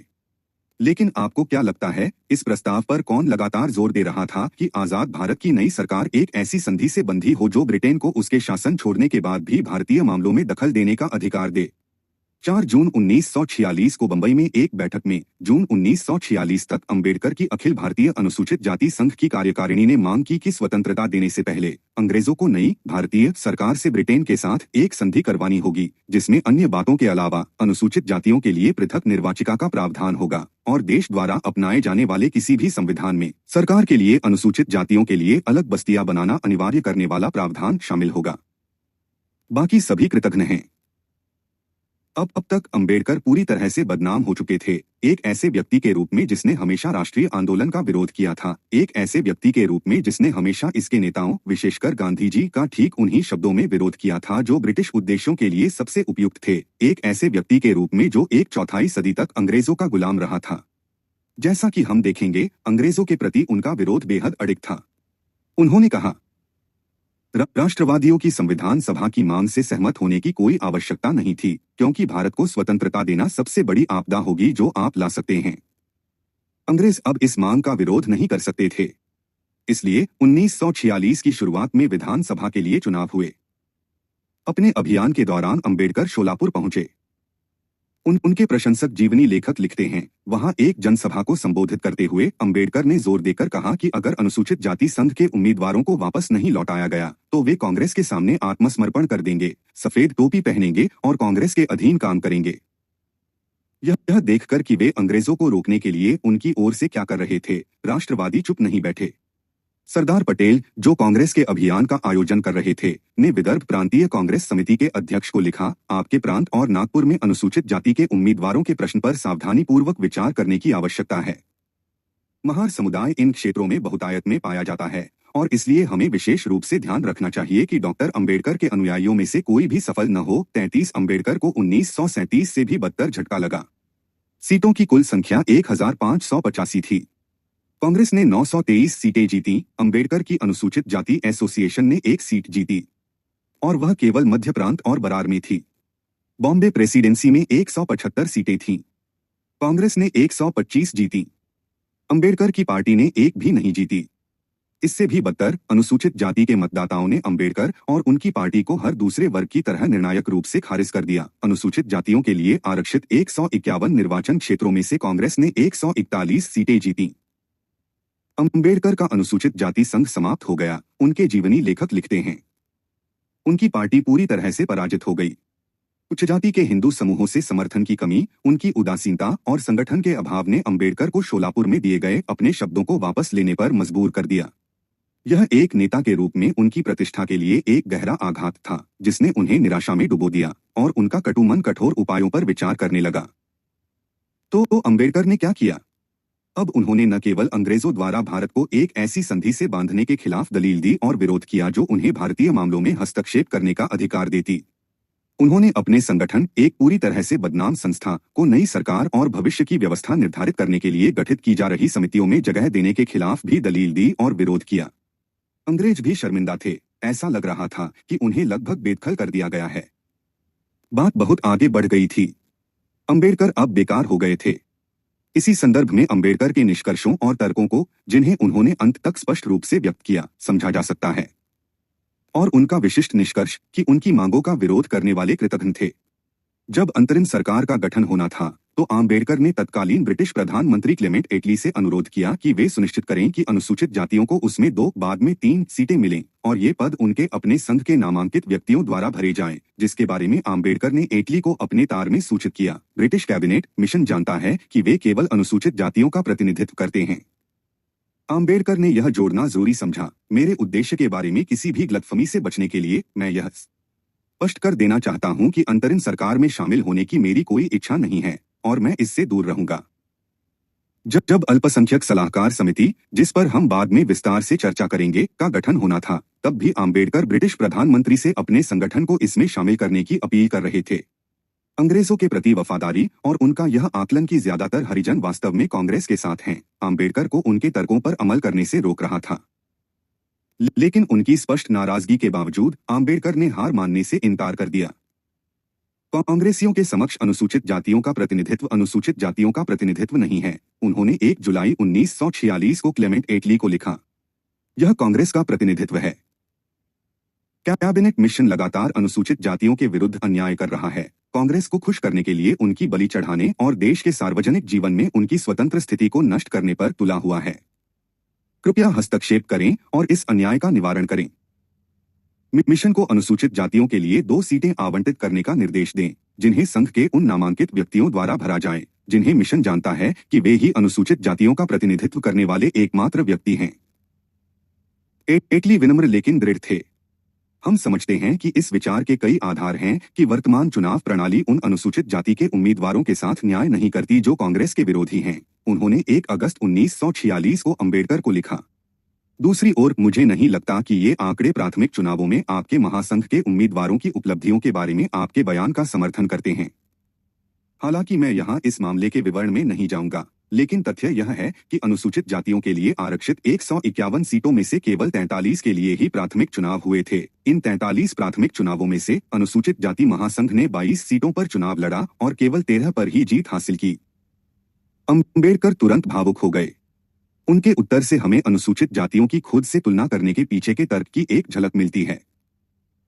प्राथमिक चुनावों में लीग की उपलब्धियों के परिणामों के आपके विश्लेषण के संबंध में उन्होंने 12 अगस्त 1946 को एटली को लिखा, मैं केवल इतना कह सकता हूं कि आपने स्थिति को गलत समझा है और मुझे डर है कि कोई भी बाहरी व्यक्ति जो तथ्यों या चुनावी पद्धति के महत्व को नहीं जानता, उचित स्पष्टीकरण के बिना उनका अर्थ नहीं समझ पाएगा।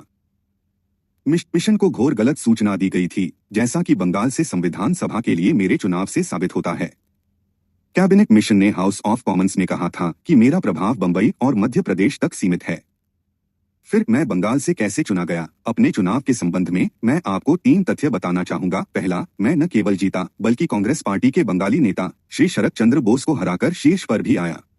दूसरा, मैं किसी भी तरह से बंगाल के अनुसूचित जाति समुदाय से सांप्रदायिक रूप से जुड़ा नहीं हूँ। वे मेरी जाति से अलग हैं। वास्तव में बंगाल में मेरी जाति के लोग नहीं हैं। फिर भी बंगाली अनुसूचित जातियों ने मेरा इतना समर्थन किया कि मैं प्रथम स्थान पर आया।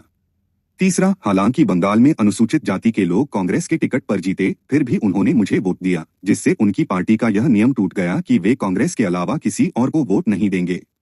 क्या यह सच है कि बंगाल में मेरे कोई अनुयायी नहीं हैं? मुझे यकीन है कि इस मिशन पर कैबिनेट के नतीजे सही हैं, लेकिन उसे लोकसभा में व्यक्त अपने गलत विचारों की समीक्षा करनी चाहिए और संघ को उचित मान्यता देनी चाहिए।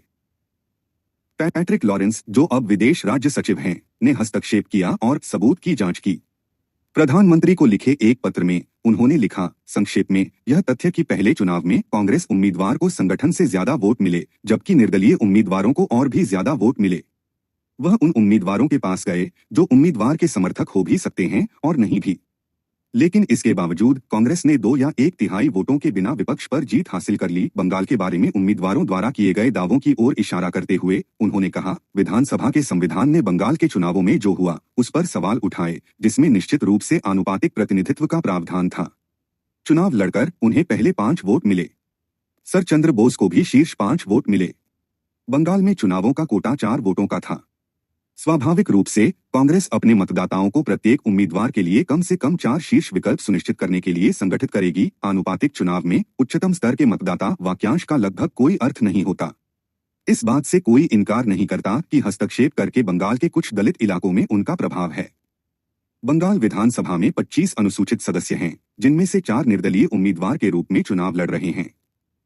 मुझे नहीं पता कि संवैधानिक परिषद के चुनाव में सभी स्वतंत्र लोगों ने उन्हें उम्मीदवार के रूप में वोट दिया था या उन्हें कुछ एंग्लो हिंदी वोट मिले थे। इस मांग के बारे में कि अंग्रेजों को यह सुनिश्चित करना चाहिए कि अल्पसंख्यकों पर सलाहकार समिति में उस समुदाय के 2 उम्मीदवार शामिल हों। पैट्रिक लॉरेंस ने कहा कि हमने सलाहकार समिति का संविधान परिषद पर छोड़ दिया और इसे स्वयं तय नहीं किया। यह पुष्टि हो गई कि अंग्रेज बाकी सभी की तरह कृतघ्न थे। किसी भी मामले में वकालत करके उस पार्टी के पास बम बनाने वाले घर में पर्याप्त सीटें नहीं हैं। संवैधानिक कानून परिषद को वापस कर दिया जाना चाहिए। अब उन्होंने संवैधानिक विधि परिषद को बंगाल से या एंग्लो हिंदी सदस्यों और उनके अपने से निर्वाचित कराने का प्रयास किया। मदद करने के लिए, जैसा कि पैट्रिक लॉरेंस ने भविष्यवाणी की थी या जैसा कि जीवनी लेखक कहते हैं, मुस्लिम लीग की मदद करने के लिए। लेकिन विभाजन जल्द ही समाप्त हो गया। बंगाल को 2 भागों में विभाजित किया जाना चाहिए। इसलिए उन्होंने हस्तक्षेप किया और अपनी सीट छोड़ने वाले थे। बम बनाने वालों के समर्थन से मैंने हस्तक्षेप किया। पूरी तरह से उन्हें निष्कासित कर दिया गया। चुनाव। लेकिन अब तक कांग्रेस नेतृत्व ने सरदार पटेल के इस कथन वह अक्षम्य है के आधार पर काम करने का फैसला किया है। 30 जून 1947 को संविधान सभा के अध्यक्ष डॉक्टर राजेंद्र प्रसाद ने बंबई के मुख्यमंत्री को पत्र लिखकर यह सुनिश्चित करने का अनुरोध किया कि उन्हें विधानसभा में निर्वाचित होने का अवसर मिले। सरदार पटेल ने उस दिन कहर से इस बारे में चर्चा की और अगले दिन उन्होंने उनसे कहा, रात हो गई है, मेरे साथ हुई चर्चा की पुष्टि के लिए आप डॉक्टर से बात करें और यदि संभव हो तो 14 तारीख से पहले चुनाव करवाएं। अगर तारीख 4 तारीख है तो कोई समस्या नहीं होगी, लेकिन अगर तारीख 11 तारीख है तो 14 तारीख से पहले काम पूरा हो जाएगा। यही एकमात्र तरीका है जिससे अन्य उम्मीदवारों को वापस आने के लिए प्रोत्साहित किया जा सके। खैर, आप अपना सर्वश्रेष्ठ प्रयास करेंगे। 41 और इस प्रकार अंबेडकर संविधान सभा में बने रहे। संविधान सभा पर कांग्रेस का पूर्ण नियंत्रण था। 296 सीटों में से कांग्रेस ने 205 सीटें जीती थीं। मुस्लिम लीग ने 73 सीटें जीती थीं। लेकिन लीग ने विधानसभा का बहिष्कार किया था और इसके बजाय एक स्वतंत्र पाकिस्तान के लिए एक अलग विधानसभा की मांग की थी। इसलिए कांग्रेस के पास 223 में से 205 सीटें थीं।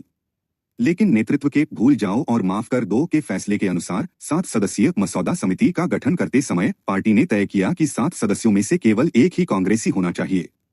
और जैसा कि विधानसभा के अनुसूचित जाति के सदस्यों ने स्वयं स्वीकार किया, कांग्रेस नेताओं की उदारता और राष्ट्रीय कार्य को पूरा करने में सभी की भागीदारी के उनके दृढ़ संकल्प के कारण ही अंबेडकर को इस समिति के अध्यक्ष के रूप में चुना गया था। आजादी आ गई।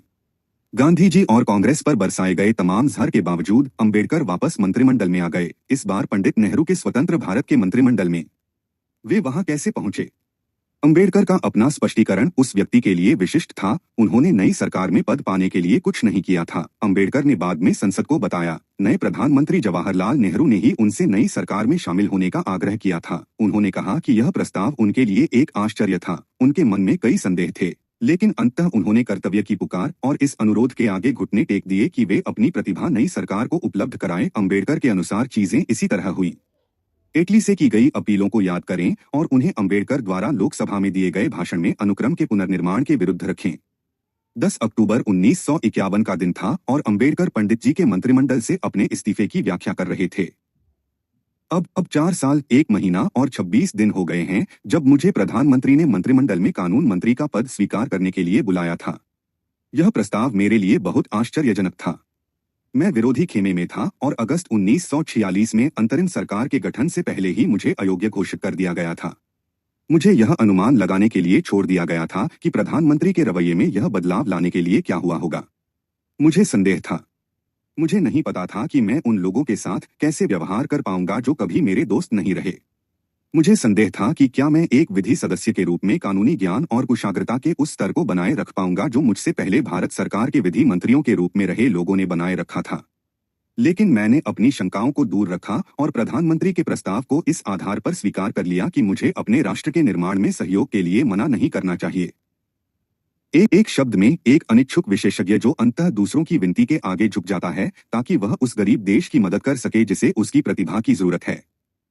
इस बात के लिए आभार का एक शब्द भी नहीं कि भले ही वह एक चौथाई सदी से उन पर उपहास उड़ा रहा था, भले ही वह ब्रिटिश सरकार का एक सबसे उत्साही सदस्य था जिसने उन्हें निकाल दिया था और वर्षों तक जेलों में रखा था, कांग्रेस नेताओं ने यह सब दरकिनार कर दिया और उन्हें सरकार में शामिल होने के लिए आमंत्रित किया। आभार का एक शब्द भी नहीं, प्रशंसा का एक शब्द भी नहीं, कम से कम उनकी बुद्धिमत्ता के लिए, यदि उनकी उदारता के लिए नहीं तो एकमात्र स्वीकृति भी नहीं कि उन्होंने इतना सारा अतीत जो इतना हालिया था, जो इतना कड़वा था, अपने पीछे छोड़ दिया।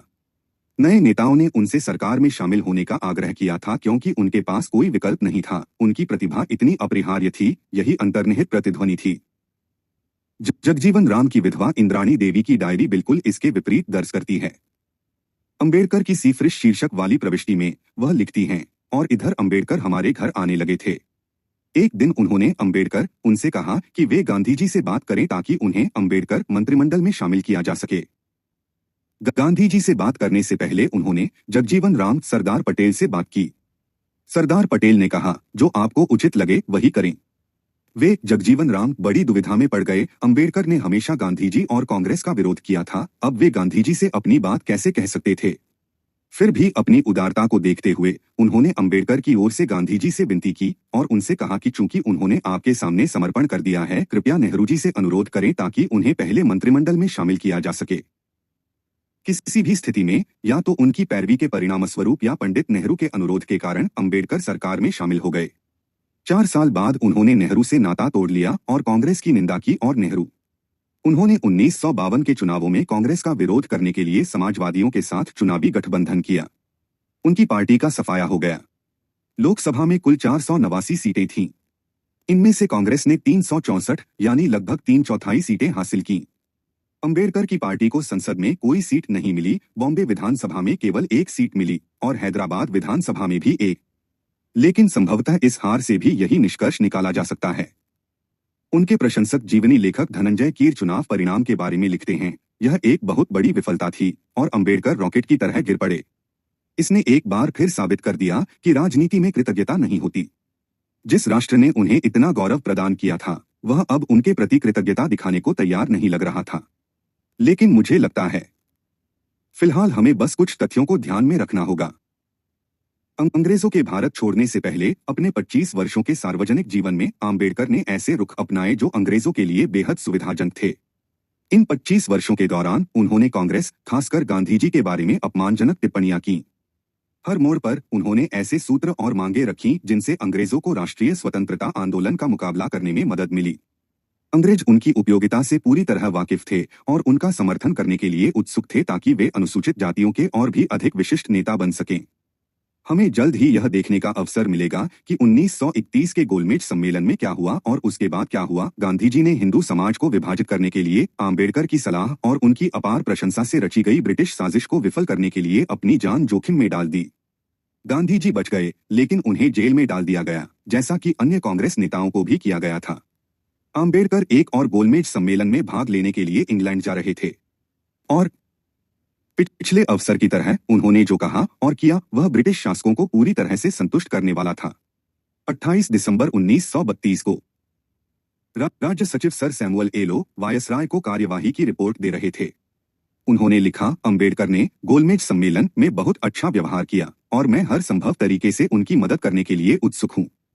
एक ऐसे परिवार से होने के कारण जिसके सदस्यों ने लगभग हमेशा ब्रिटिश सेना में सेवा की है, उन्हें बहुत दृढ़ता से लगता है कि कोई भी दलित इकाई नहीं बची है। क्या आप कमांडर इन चीफ को कम से कम एक कंपनी देने के लिए राजी नहीं कर सकते? अंबेडकर ने मुझे बताया कि दलित बटालियन ने अफगान युद्ध में अन्य भारतीय बटालियनों की तुलना में कहीं बेहतर प्रदर्शन किया था। फिर भी मुझे विश्वास है कि इस समय ऐसा कदम उठाना एक बहुत ही मूल्यवान राजनीतिक कदम होगा। 45. इसके बाद अंबेडकर ने विस्तार से और जोरदार ढंग से तर्क दिया कि भारत को निकट भविष्य में स्वतंत्रता नहीं दी जानी चाहिए। इस संबंध में उनके कुछ दावे हम पहले ही देख चुके हैं। एक अन्य क्षेत्र से एक उदाहरण पर विचार करें। जैसा कि सर्वविदित है, अंबेडकर कम्युनिस्टों के अलावा उन कुछ राजनेताओं में से एक थे जिन्होंने मुस्लिम लीग की पाकिस्तान की मांग का समर्थन किया था। उनके तर्क का एक पहलू यह था कि मुसलमान बहुधार्मिक समाज में नहीं रह सकते, दूसरा यह था कि कोई भी हिंदुओं के साथ नहीं रह सकता, जिनसे उनका आशय हमेशा उच्च जाति के शोषक था। संक्षेप में यही उनकी पुस्तक नोट्स ऑन पाकिस्तान का सिद्धांत था। निजी तौर पर वे अंग्रेजों से बिल्कुल अलग बात कह रहे थे। वे वायसराय के प्रशासन में शामिल होने के लिए तरस रहे थे और 1940 के दशक के मध्य में उनके शब्दों और कार्यों को देखते हुए यह माना जाता था कि उनका शामिल होना बस समय की बात है। लेकिन वह अनिश्चित समय था और अंग्रेजों के आकलन रोज बदल रहे थे। वे हिटलर के साथ युद्ध में थे। वे जानते थे कि कांग्रेस के भीतर राय विभाजित थी। कुछ महत्वपूर्ण तत्व इस विचार पर अड़े हुए थे कि ब्रिटेन का समर्थन किया जाना चाहिए, भले ही वे यह स्पष्ट करने को तैयार न हो कि युद्ध के बाद वे भारत के बारे में क्या करेंगे। इसलिए उन्हें कांग्रेस के भीतर इस वर्ग को मजबूत करने की संभावना पर विचार करना पड़ा। वे यह भी जानते थे कि आम्बेडकर जैसे किसी व्यक्ति को शामिल करने से पूरी कांग्रेस को गहरा आघात पहुंचेगा। इसलिए आखिरी समय में वायसराय ने आम्बेडकर और एक अन्य आकांक्षी एम.एस. अने से मिले और उनसे कहा कि उन्हें अपनी परिषद का विस्तार फिलहाल स्थगित करना होगा। इसके अलावा कांग्रेस का समर्थन हासिल करने के लिए उन्हें जो भी करना पड़ सकता था, उसे देखते हुए वायसराय को आम्बेडकर से कहना पड़ा कि वे भविष्य के संबंध में खुद को या अपने उत्तराधिकारी को बाध्य नहीं कर सकते। आम्बेडकर के साथ अपनी मुलाकात का जिक्र करते हुए वायसराय ने 19 नवंबर 1940 को संसद के सचिव को लिखे एक निजी और व्यक्तिगत पत्र में कहा, उनके संबंध में मैं अपने उत्तराधिकारी और अपनी सुरक्षा के लिए हर संभव प्रयास कर रहा हूं और यह स्पष्ट कर रहा हूं कि यदि परिस्थितियां मुझे उन्हें फिर से अपने साथ काम करने के लिए आमंत्रित करने के लिए बाध्य करें तो मुझे उन्हें अपना सहयोगी बनाकर व्यक्तिगत रूप से प्रसन्नता होगी, लेकिन न तो मुझे और न ही मेरे उत्तराधिकारी को इस मामले में पूरी तरह से अप्रतिबद्ध और किसी भी प्रकार के दायित्व के अधीन माना जाना चाहिए। फिर चर्चा पाकिस्तान की मांग पर आ गई। वायसराय ने कहा, वह अंबेडकर इस बात पर बिल्कुल स्पष्ट थे कि मुसलमान अपनी 50-50 की मांग पर अड़े रहेंगे और इस तरह धीरे धीरे पाकिस्तान की नींव रखेंगे, और उन्होंने कहा कि वह स्वयं इस स्थिति से पूरी तरह संतुष्ट थे और पाकिस्तान के विचार के पक्ष में थे, क्योंकि इसका मतलब था कि अंग्रेजों को भारत में ही रहना होगा। उन्हें किसी भी गारंटी के जरिए हमारी कठिनाइयों को दूर करने की कोई संभावना नहीं दिखी और ज्यादातर अल्पसंख्यकों की तरह मुझे संदेह है कि संवैधानिक प्रगति में उनकी कोई रुचि नहीं थी। अंततः निश्चित रूप से अंग्रेजों ने तय किया कि उन्हें जाना ही होगा। फिर अंबेडकर ने उनसे नई सरकार को एक संधि में बांधने की विनती की, फिर अपने संगठन को नई व्यवस्था में शामिल करने की, फिर उन्होंने जगजीवन राम से विनती की जिनसे वे दशकों तक घृणा करते रहे थे। लेकिन आज वही अंबेडकर भारत रत्न हैं। उपरोक्त सभी तथ्य 50 साल पहले सर्वविदित थे। स्वतंत्रता के लिए लड़ने वाली पीढ़ी के गुजर जाने, अभिलेखों को देखने की पूरी तरह से उपेक्षा और सबसे बढ़कर जातिवादी राजनीति के उदय के साथ ये तथ्य जनचेतना से मिट गए हैं। और इस मिटने का एक अनुमानित परिणाम निकला है सिजोफ्रेनिया। सबसे पहले अंबेडकर के नाम पर व्यापार करने वालों और उनके समर्थकों ने स्वतंत्रता संग्राम को कमतर आंकने की कोशिश की है। वे इस बात पर जोर देते हैं कि इससे मिली आजादी असली नहीं है, ठीक वैसे ही जैसे 1942 के उस महत्वपूर्ण समय में अंग्रेजों से हाथ मिलाने वाले दूसरे समूह कम्युनिस्टों ने किया था। दरअसल जैसा कि हम पुस्तक के अंतिम भाग में देखेंगे, अंबेडकर के आचरण को सही ठहराने के लिए उनके अनुयायी इस बात पर जोर देते हैं कि ब्रिटिश शासन श्रेष्ठ था। इसके अलावा उन्होंने अंबेडकर के सामने आई कठिनाइयों को बढ़ा चढ़ाकर पेश करने की कोशिश की है, इस तथ्य को लगभग मिटा दिया है, उदाहरण के लिए कि हर कदम पर, उदाहरण के लिए उनकी शिक्षा में उन्हें उच्च जातियों के लोगों का भरपूर समर्थन प्राप्त था। इन कठिनाइयों को बढ़ा चढ़ाकर बताकर समर्थक अंबेडकर के अंग्रेजों के साथ सहयोग और उनकी सत्ता की लालसा को समझाने की कोशिश करते हैं। ये कठिनाइयां ऐसी थीं जो भारत में आम हैं। हमें केवल उन परिस्थितियों को याद करने की जरूरत है जिनमें स्वामी विवेकानंद बड़े हुए, जिस भुखमरी का उन्होंने सामना किया, जिस बदनामी और अपमान का उन्हें सामना करना पड़ा। लेकिन हमारे प्रत्येक नेता के मामले में ये कठिनाइयां वह परीक्षा बन गईं जिसने हमारे देश को ब्रिटिश शासन से मुक्त करने के उनके संकल्प को मजबूत किया। केवल अंबेडकर के मामले में ही उनके अनुयायी और समर्थक सोचते हैं कि ये कठिनाइयां राष्ट्रीय आंदोलन के खिलाफ अंग्रेजों के साथ उनके सहयोग को उचित ठहराती हैं। और जाहिर है इन लोगों ने महात्मा गांधी को बदनाम करने और उनकी निंदा करने की आदत बना ली है। गांधी जी एक महान नेता थे, और उससे भी बढ़कर वे स्वतंत्रता संग्राम के एक महान प्रतीक थे। अंबेडकर ने उन्हें कमजोर करने के लिए अंग्रेजों के साथ सांठगांठ की। 25 वर्षों तक उन्होंने महात्मा पर वही लांछन लगाए जिन्हें अंग्रेज इतना महत्व देते थे। उनके समर्थक महात्मा को गालियां देते हैं, अपमानित करते हैं और अपमानित करते हैं। ऐसा करके वे अपना जहर खुद पैदा करते हैं, जहर जो, जैसा कि हम देखेंगे, उन नेताओं की अपरिहार्य विरासत है जिन्होंने प्रभाव डालने से पहले नफरत के कांटे को नहीं हटाया। आज उन्होंने गांधी जी पर जो गालियां बरसाई वे उदाहरण हैं। समर्थक, जैसा कि कांशीराम ने हाल ही में अपनी सहयोगी मायावती द्वारा महात्मा के खिलाफ उगले गए जहर का जिक्र करते हुए कहा था, हम बाबा साहेब के अनुयायी हैं, हम बस वही दोहराते हैं जो वे कहा करते थे। साथ ही वे अपनी सुविधानुसार काम कर रहे हैं। उन्होंने अंबेडकर की शैली को, यूं कहें, और जिस सहजता से उन्होंने देश को गुलाम बनाने वालों के साथ गठबंधन किया, उसे अपनी राजनीति के औचित्य के रूप में अपना लिया है। लेकिन तथ्य छिपे रहते हैं।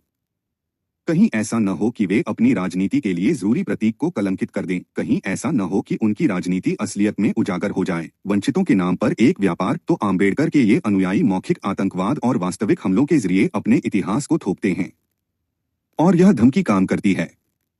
संपादक और अन्य लोग निष्कर्ष निकालते हैं, बुरे को छोड़ देना ही बेहतर है।